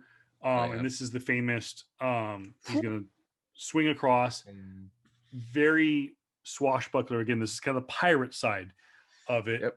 So he hooks up. This was my favorite part. Everyone wants to talk about like when he says, "Oh, I'm off talking." I thought I smelled the stench of you as I came aboard.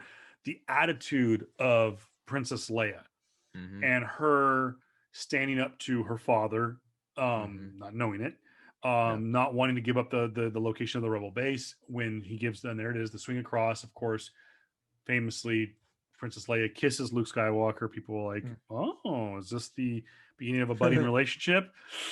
Yeah, Yeah, we get to that later. we get to that later, but there's a moment in here, and we see it stamped with a seal of approval in Return of the Jedi, and Yeah. I'll bring that up when we get there. But there's a moment in here where Princess Leia, on a dime, becomes a badass. Yeah. And that is when Luke is trying desperately to hook up the rope to throw and swing across, do his swashbuckling moment. Leia pulls the gun out and nails a bunch of stormtroopers. And we're like, dude, Princess got a trigger finger. And Yeah. so just like that was like, I'm like, I think even as a kid, I was like, I want to marry you. I love you. Come to me, Princess. I was Carrie Fisher. I mean, just Yeah. she was Like. gorgeous. She was funny. She Mm. was she was a pain in the ass. I just, I mean, you couldn't help but fall in love with that character, and Yeah. yeah. What are you gonna say? No. Keep on going. Keep on going. It was just more so. I was trying to find the male version of Mary Sue, or it was or because I was gonna go into a topic where the okay, so everybody should be known by now that Ray is, the Mary Sue of the current trilogy, and people have quoted that. Well, Luke was the male equivalent Mary Sue of the original, like. And my whole thing is like, no, he had two people back him up at all times. At times three or four. And so you have this character of like saying that, well, because majority of the time people are saying that, well, Luke Skywalker, he practiced on a droid for his lightsaber skills for like 5 minutes, and then he was born on a farm, and now he knows how to shoot a laser, and now he can grapple a thing. I'm like, yeah, but those are obvious plot devices that are seen nowadays. But the big difference for me was that Luke needed help from the get-go. He needed Leia. Leia out of nowhere was able to shoot a blaster and take down some people. Was take down some troopers. He had to have the help of Han Solo in order to fly a ship, in order to flash, like. And every one of those regards, specifically when you bring Rey into this decision, right? Ray was able to train, or was able to use a lightsaber instantly. She was able to take down a guy who's been trained by Luke Skywalker for years, pretty, to be on par with him. She was able to fly the Millennium Falcon, first time seeing it, able to repair it as well. And the main critique I've seen when people say that, oh, well, that uh Ray was Mary Sue, and the male equivalent to that is gonna be Luke Skywalker. I'm like, no, Luke needed help. Luke Oh needed yeah, help. Obviously, he yeah. absolutely needed help. And when you bring up the fact that, like, yeah, well, freaking guess who had her stuff in order just to help Luke out? It was obvious it was gonna be the princess. So yeah, buddy. So I was looking up the trope name for that. So that was one point of contention a lot of people brought about when saying that, like, well, no, Luke was this too. I'm like, yeah, Luke was that, in the third episode, in the third movie, where he's supposed to have this when he was done with his hero's journey.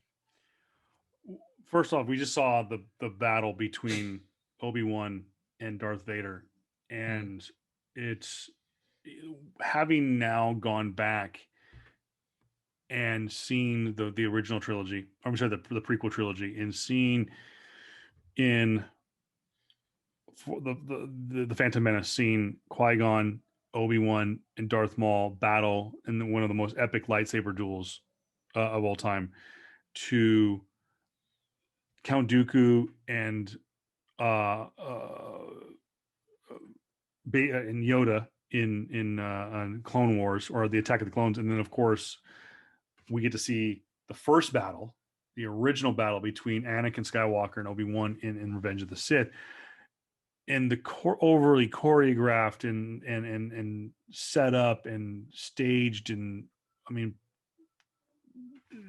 orchestrated down to a T fight between those foes in those three separate battles. And of course we saw same thing with what's it called, Yoda and Palpatine, and also in Revenge of the Sith. um the short 15-second, if that, battle between Darth Vader and Ben Kenobi, which were standing between, I mean, just no, I mean, like a couple of feet away, and really didn't go that far. They probably bam, bam, bam, bam. It was just a quick fight, but it was so, having, the foreshadowing, or looking at it now from a foreshadowing standpoint, is how emotional that battle was. Um, I always forget this every single time. And then when it happens, I go, what happened? And it's never been, at least I've never read anything or seen anything addressing the fact that what happens to Obi-Wan, what happens to Ben Kenobi. Darth Vader, he Obi-Wan surrenders, he turns off his lightsaber, and then Darth Vader goes and cuts through him. Now, of course, part of it was probably effects. Yeah. They could not actually cut through the cloth that was Obi-Wan's, but Obi-Wan's robe is not singed or cut. He just up and disappears. There's no body. So the question has always come up, though we see Obi-Wan in Return of the Jedi and Empire Strikes Back in the form of a Force ghost. Was Ben Kenobi always a Force being? Was he actually ever there? Because how do you not have a body there to be killed? I mean, we see Qui-Gon get run through. We saw Anakin sliced up into a bunch of pieces before he's put back together and become Darth Vader. So we've seen damage done. Obviously, Anakin loses his hand. Luke loses a hand. All these things. So we know that it's not like they just, like, you get touched by a lightsaber and you mystically disappear. So, Yeah. I mean, have you ever read anything that ever addresses canonically, that's even a word, that explains why, other than the times, I why don't like, Ben Kenobi just disappears? I mean, obviously, of course, like your first answer affects that. I think for me, honestly, probably the better reason is this. It's Alex Guinness, running a lightsaber through Alex Guinness probably isn't a good look. True. And having his decaying and his dead and decaying body on the floor isn't a good look either. And and again, this is at the time too. This is marketed to kids. You said before, your friend who was probably 2 or 3 years old watched the movie. Okay, you saw grandpa. You saw grandpa get run through with a saber, and now he's dead and dying on the floor. Like, that's not really a good look. And I will say, we talk about the effects of the time, like maybe that's the reason why. But then again, look at the effects they were able to pull off. Yeah. They went from a saber duel to just a cloth falling on the floor. And I love, and the reason I know that it's, whoa, what did we just see? Because it's just like it's like a subtle touch in a wrestling match. It's little things, like when you're battling. Like I was just watching the Undertaker's second round with Stone Cold and their podcast on the WWE Network. He talks about, like, in the match with Mick Foley and Mankind, the Hell in a Cell, that even though Mankind, Mick Foley, whatever, has given everything he can, when Undertaker pins him and Earl Hebner's like 1, 2, and he goes to count to 3, you see Mick Foley just kind of like, like kind of like kick, like just like I'm trying. It's that little subtle nuance to a match that adds to the story. Like, oh, it was such a battle, but I just had enough to kick out. What goes and tells an untold story in the battle between Darth Vader and Obi-Wan Kenobi is when Darth Vader swipes and he disappears. He goes, does this and he disappears. It's just a subtle little moment where uh, uh, Darth Vader looks down and kind of nudge nudge with his boot, like wait, like almost Darth Vader is confused. Darth Vader is going, "What did I just see? What did I just do? I just ran through my master, and he just went and disappeared like a fart in the wind." But it's one of those. You know what? I like. It's one of those things like we can discuss to the end of time of what really happened to Sir Alec Guinness's Ben Kenobi in Yeah, in uh the very first one. the very Yeah, first movie. So I could also probably chalk it up to like the fact that it's very much the first movie. yeah, It was very much the first movie. So there was brand new territory for George. It was brand new territory for a lot of cinema of the day. Where like you have no clue where it's going. George didn't know that, like you said, George didn't know this was going to be an ongoing series, an ongoing IP where it would span the course of 9 films and hundreds of episodes of of site and like hundreds of episodes of like TV shows as well as like multiple books and yeah, a lot of I will say this, a lot of Darth Vader, not a lot of not a lot of Darth Vader, but like there's key parts in Darth Vader's nuances throughout the first film that were definitely retconned in the previous films now after that. So again, like it's it's the first movie, and so that yeah. was that whole mystique and wonder of like figuring out what it is. And so it wasn't until what the third movie where we're really dissecting everything now. So overall, man, it was just yeah. I honestly believe for me, I honestly believe me that they didn't want to run Alex Guinness straight through. That was the Yeah, thing. Like you don't want to you don't want to run a sword through Grandpa. No, it's we're gonna have it's like under it's PG, so we're good.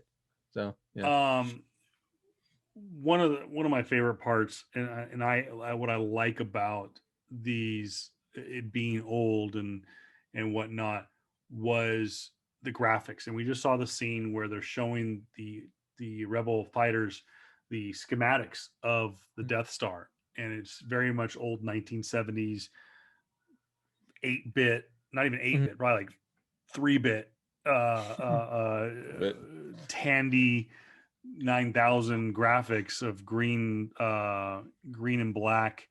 Uh, and uh, that was cutting edge of the day. yeah, cutting edge for the day. It takes me back to one of my favorite video games of all time is the Star Wars arcade game. And I think we talked about this before, and I'll bring it up again for those who are watching on our YouTube channel. Uh, Mm. really want to tell you guys to subscribe and like and follow us on YouTube because you get to see the kind of the visual element of this. There it is. The um, the original Star Wars arcade game was a very much a kind of a throwback, or not even a throwback because it was the original. Very similar to like Cruisin' USA kind of arcade game. You had to, and again, here's the visual element of it. I'm gonna bring it up here.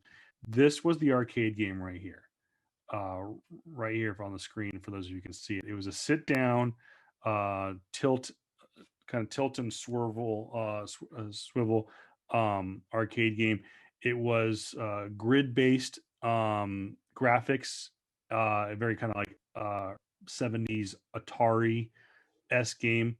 And I don't know if you can, if they'll show here's a picture of what the graphics look like. That was again going back. If you guys are watching on YouTube, um, you can see just the two laser guns point out from the side.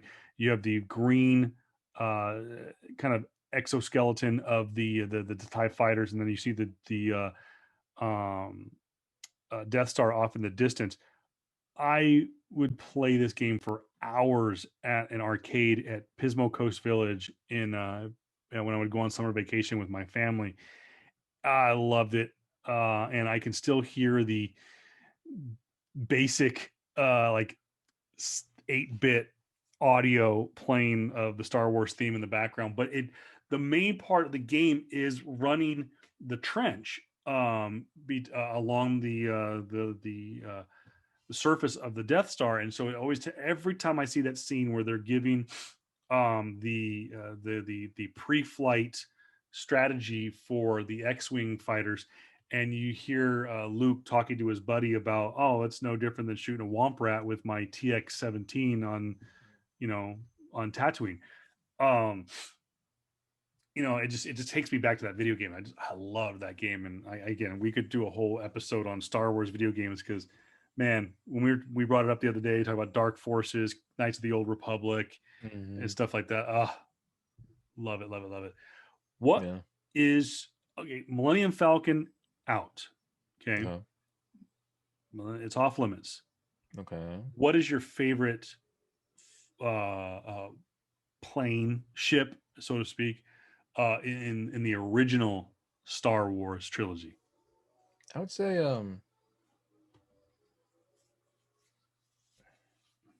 It's a tough one. that's good.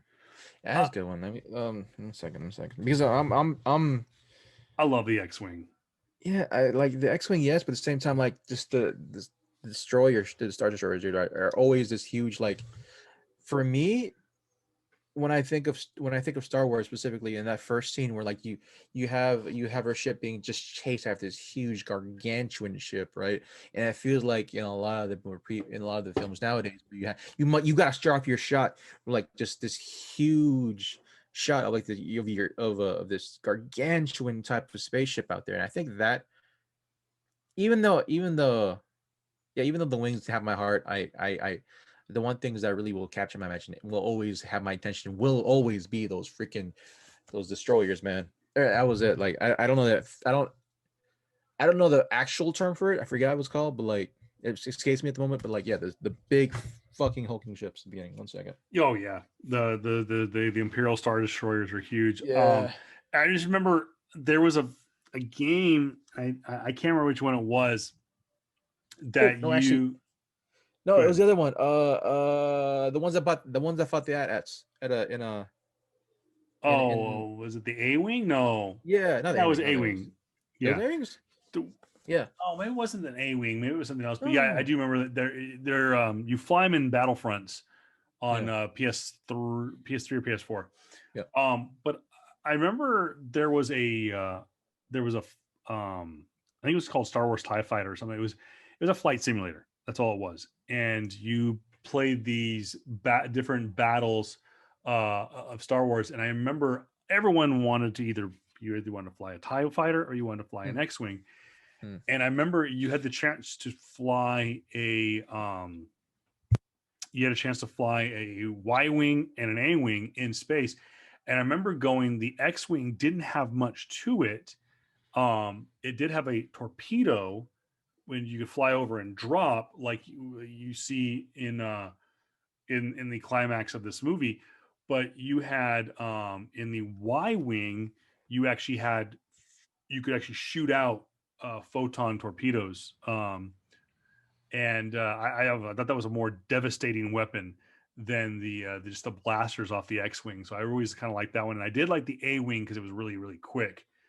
But The Y wings are they're kind are of the different. bombers.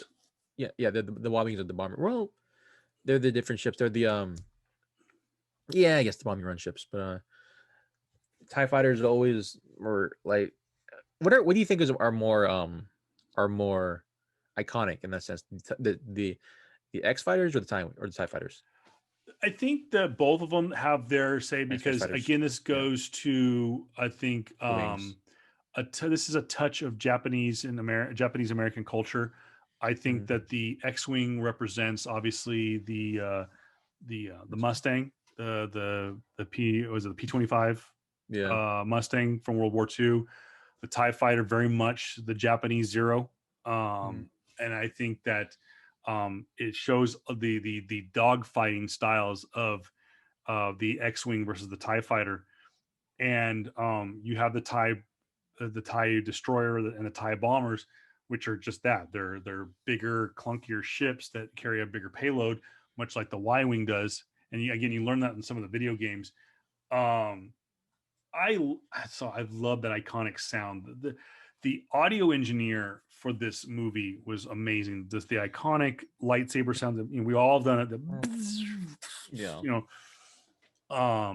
that's what like made me feel like such a kid. And we'll get to my first Comic-Con experience. We'll readdress that story when we get to Force Awakens, because it has more to do with that. But Yeah. what I don't know. I love this, everything about this scene where they're fighting along the trench with the attack on the original Death Star. Oh yeah. This was a nail biter. This was like, oh, by the way, too, seeing the first dive into this goes back to George Lucas just thinking outside the box, taking that camera and putting it down there. No graphics, no CGI. This is get your hands dirty, build some models, get your camera down there, shooting angles. Seeing that 5 seconds of film on the big screen in the IMAX, oh, so good. I love this. Yeah. And it almost makes me want to forget about the scale problems that they have with the two Y-wings in a trench. They just talked about the tight quarters of the trench, and you can fit two Y-wings in there. Come on, whatever. Oh man, yeah. But the Devastator. That's the name. That ship that I like. The Devastator, the Imperial Devastator. And so like that was my first.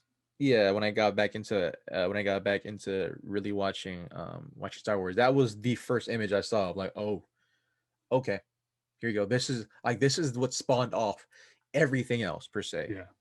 There's like this scene right here, this galactic ship, where this is the ship that spawned off everything else that we see nowadays in sci-fi and sci-fi storytelling when it comes to like the more current Battlestar Galactica, hell, even freaking Expanse, right? Even shows, even like my shows where like, yeah, okay, I see definitely influences of Star Wars here. So definitely. Well, while we wait for the climax of this movie to come to an to reach its pinnacle, we got about 10 minutes left.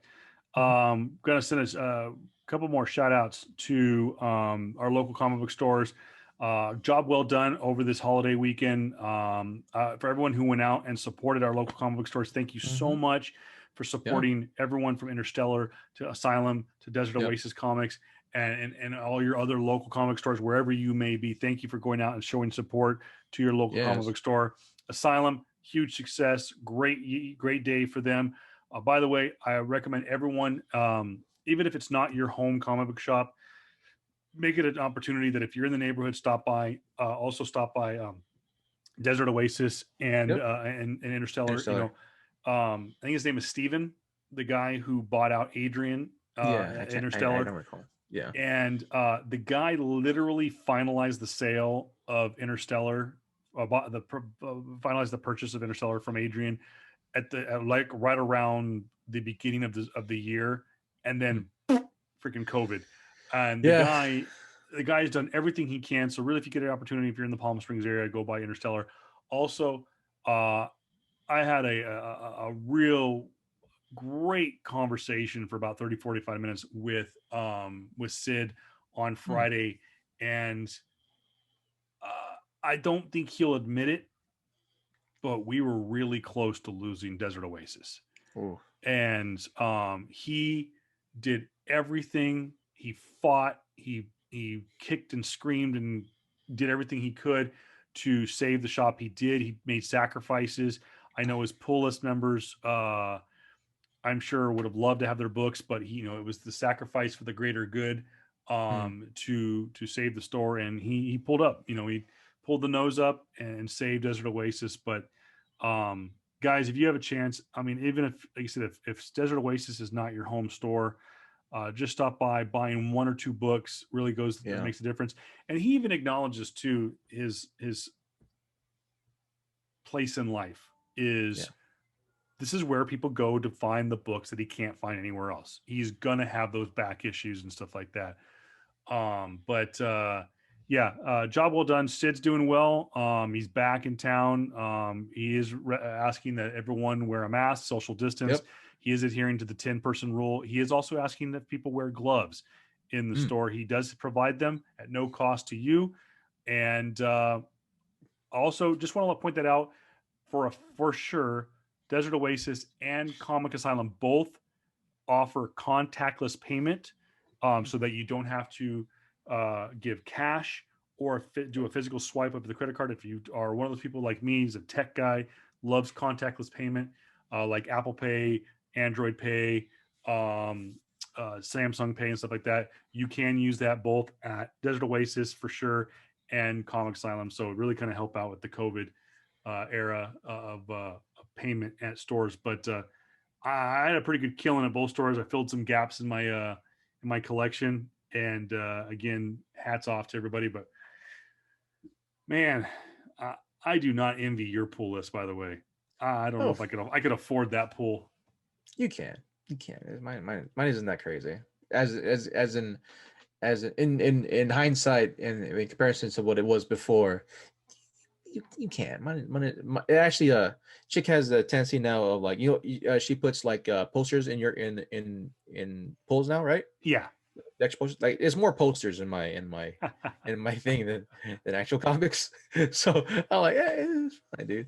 But yeah, also, guys, thank you guys very much for tuning in also to our Black Friday podcast as well, guys. Hopefully, we helped you out in some decisions, and hopefully did all that.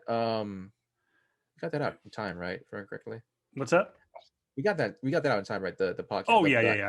I got it out immediately. Yeah, Um, I slept through most of the Thanksgiving, all that, guys. So trying to catch up on sleep.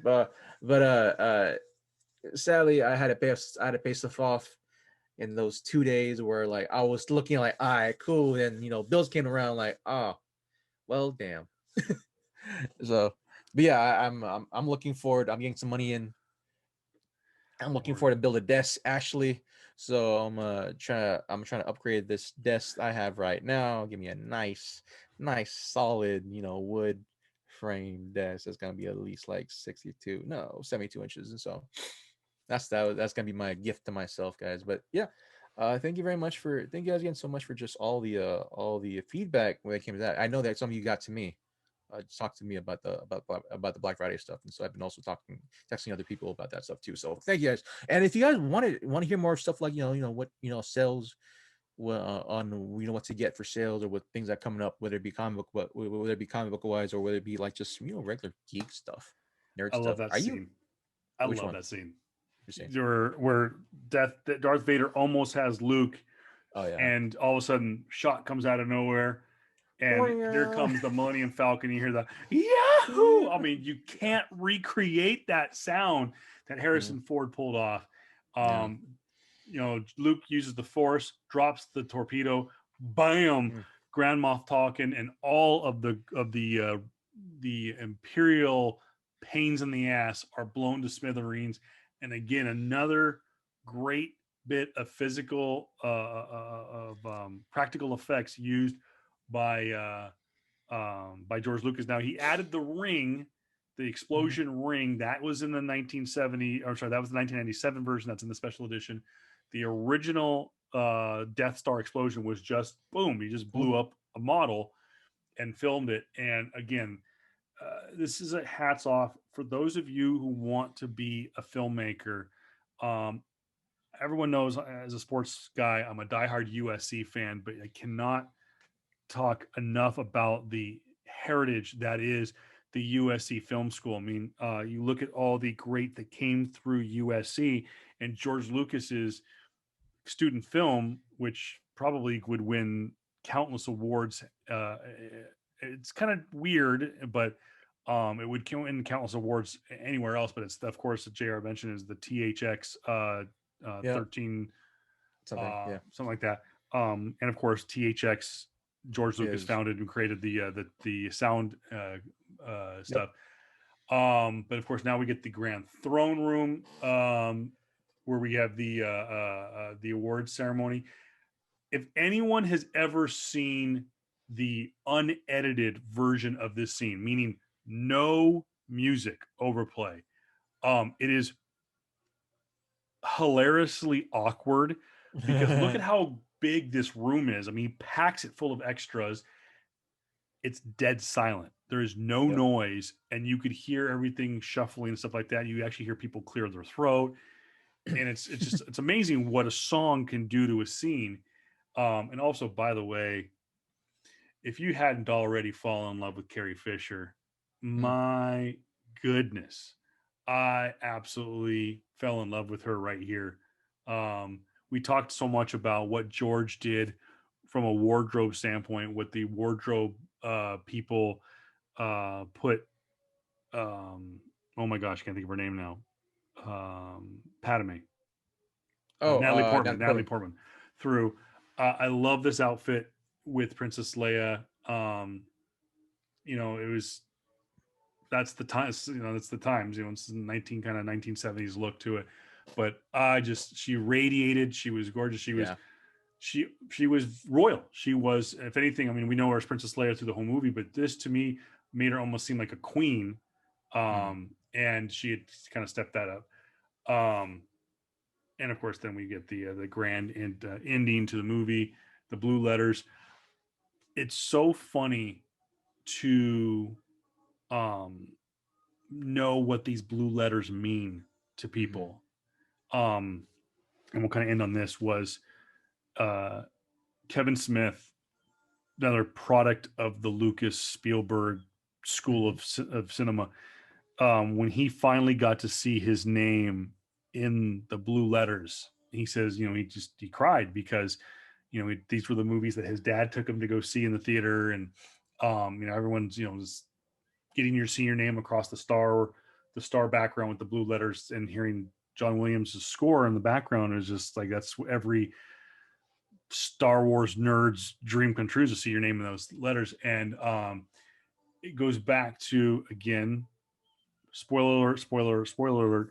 You talked about Rosario Dawson and the role that she now plays in the greater Star Wars universe.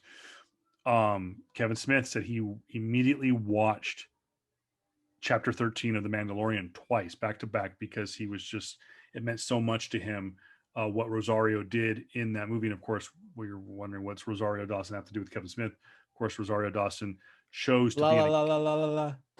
Okay, no, this is downtown. Rosario chose to be in Clerks 2. Rosario is a massive movie star, Yep. and she chose to be the second lead in Clerks 2. And Second Kevin lead. Smith. What's that?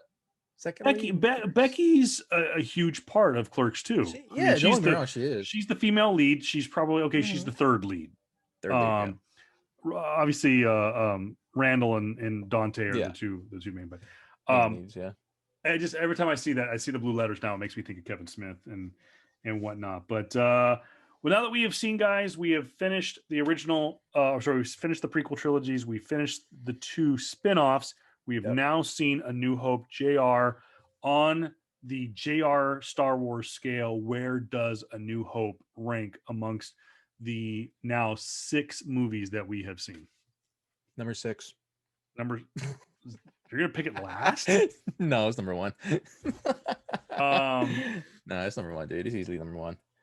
Just like you have to give up to the OGs. Like, even in retrospect of trying to decipher, like, I can have hindsight. I can have hindsight biases. Oh, it is hindsight bias in a certain sense, but like, I could have, if you critique, right, graphics and all that stuff, I would probably say, yeah, absolutely, freaking, it should go to Rogue One, because the story, the time, the weight of everything of brevity is there. But like, you gotta give it the OGs. Like, the reason why all that was spun off was because of Star Wars. Yeah. Star Wars and A New Hope. So it has to be the one. On my Easily. list of movies that we have seen so far, now I have my list of all 11 movies in front of me. I won't spoil the final list, but Star Wars: A New Hope is at the top of the movies that we've seen so far. My number 2 would be Rogue One. My number 3, Solo. Then Revenge of the Sith, Attack of the Clones, and The Phantom Menace Yeah. are the movies in the order. So, guys, that's where leave us your comments below. Let us know, since this really is what started everything. This is the movie that started everything. And though it's not in uh, uh, the the chronological order. This is in the cinematic order. This is the theatrical release order. Let us know in the comments below and in your whatever post on Facebook or Twitter or Instagram. Let us know The other what way your. around. I'm sorry. You said this is it in the chronological order. Technically, it is in the chronological order. I'm saying that this was the beginning of the theatrical run. Order. Yeah, order. So this was for most people, this was their first experience into Star Wars. Let us know in the comments below about what was your first appearance. Like, did you see it in the theaters? Did you see it on the old VHS, which by the way I have? Did you see the special editions? Did you see the special editions in theater? Did you see them on Laserdisc? People forget the Star Wars trilogy was the top selling Laserdisc because, well, George Lucas had money invested in Laserdisc. Yeah, let us know what your idea, what your opinion, what your thoughts on Star Wars: A New Hope was, and how it started your Star Wars saga. Again, don't forget to leave us a 5-star review or whatever. Let us know what you think on all the podcast platforms: Google, Spotify, Apple Podcast, iHeartRadio. You can also find us on YouTube if you're listening to us on the audio form. Search out PS Comics I Love You on YouTube. Don't forget to subscribe to the channel. Of course, it's my channel, but we're working on a separate channel where we're going to add some different clips. Subscribe, like, and comment on our videos what you do and don't like. And we'll continue to bring you great theatrical goodness. Next week, it's the big one. It's the one that most considered to be the greatest Star Wars movie of all time. And that is Erwin Kershner's epic, The Empire Strikes Back. We get to see, we didn't know if we were going to get a sequel. The title says it's episode 4. What does that mean? We don't know if there was going to be a sequel. Obviously, Lucas gets the sequel that he wants. Star Wars: A New Hope is a massive success at the box office. What does George Lucas have in store? We will find out with Empire Strikes Back next week. Don't forget, Instagram, Facebook, PS Comics I Love You. Twitter, PS Comics I Love the letter U. PS Comics I Love You at gmail.com. Don't forget, again,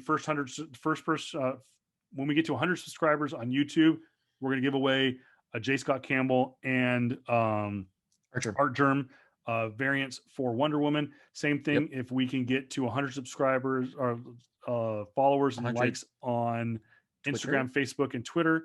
And we will get combined, if we can get 100 subscribers to our audio platforms on Anchor, Google, iHeartRadio, Apple, and Spotify, we will also give another set out to you, so don't want to miss it all, thanks to this man right here, JR Cabacungan, and of course our friends at Comic Asylum in Palm Desert. Guys, thank you so much. JR, any final words, my friend? That was good. It was good. Good outro? It was good outro. It was just a good film, guys. Also, hope you guys had a great Thanksgiving. Yes. As well. I hope you guys had a great Thanksgiving weekend. Hope you guys aren't too full from all the eating and everything, guys. And you guys are staying safe. Yeah. Hope you guys stay safe and all that, man. Just thank you guys for your continual support for just the podcast on all of our socials, guys. Thank you very much for your support and your critiques as well. Please let them come. Keep them coming, guys. We definitely want to grow and evolve and all that good stuff, guys. And just thank you for just putting up with our old heads and ideas and stuff like that, guys. Thank you very much for all that. And I love doing this, man. Great partner in crime. In my point of view, he's up here. But yeah, so yeah. But yeah, man, that's all I got, guys. All right, guys, have a great rest of your week. We will see you at the Empire Strikes Back next week. Sir. Peace. See you.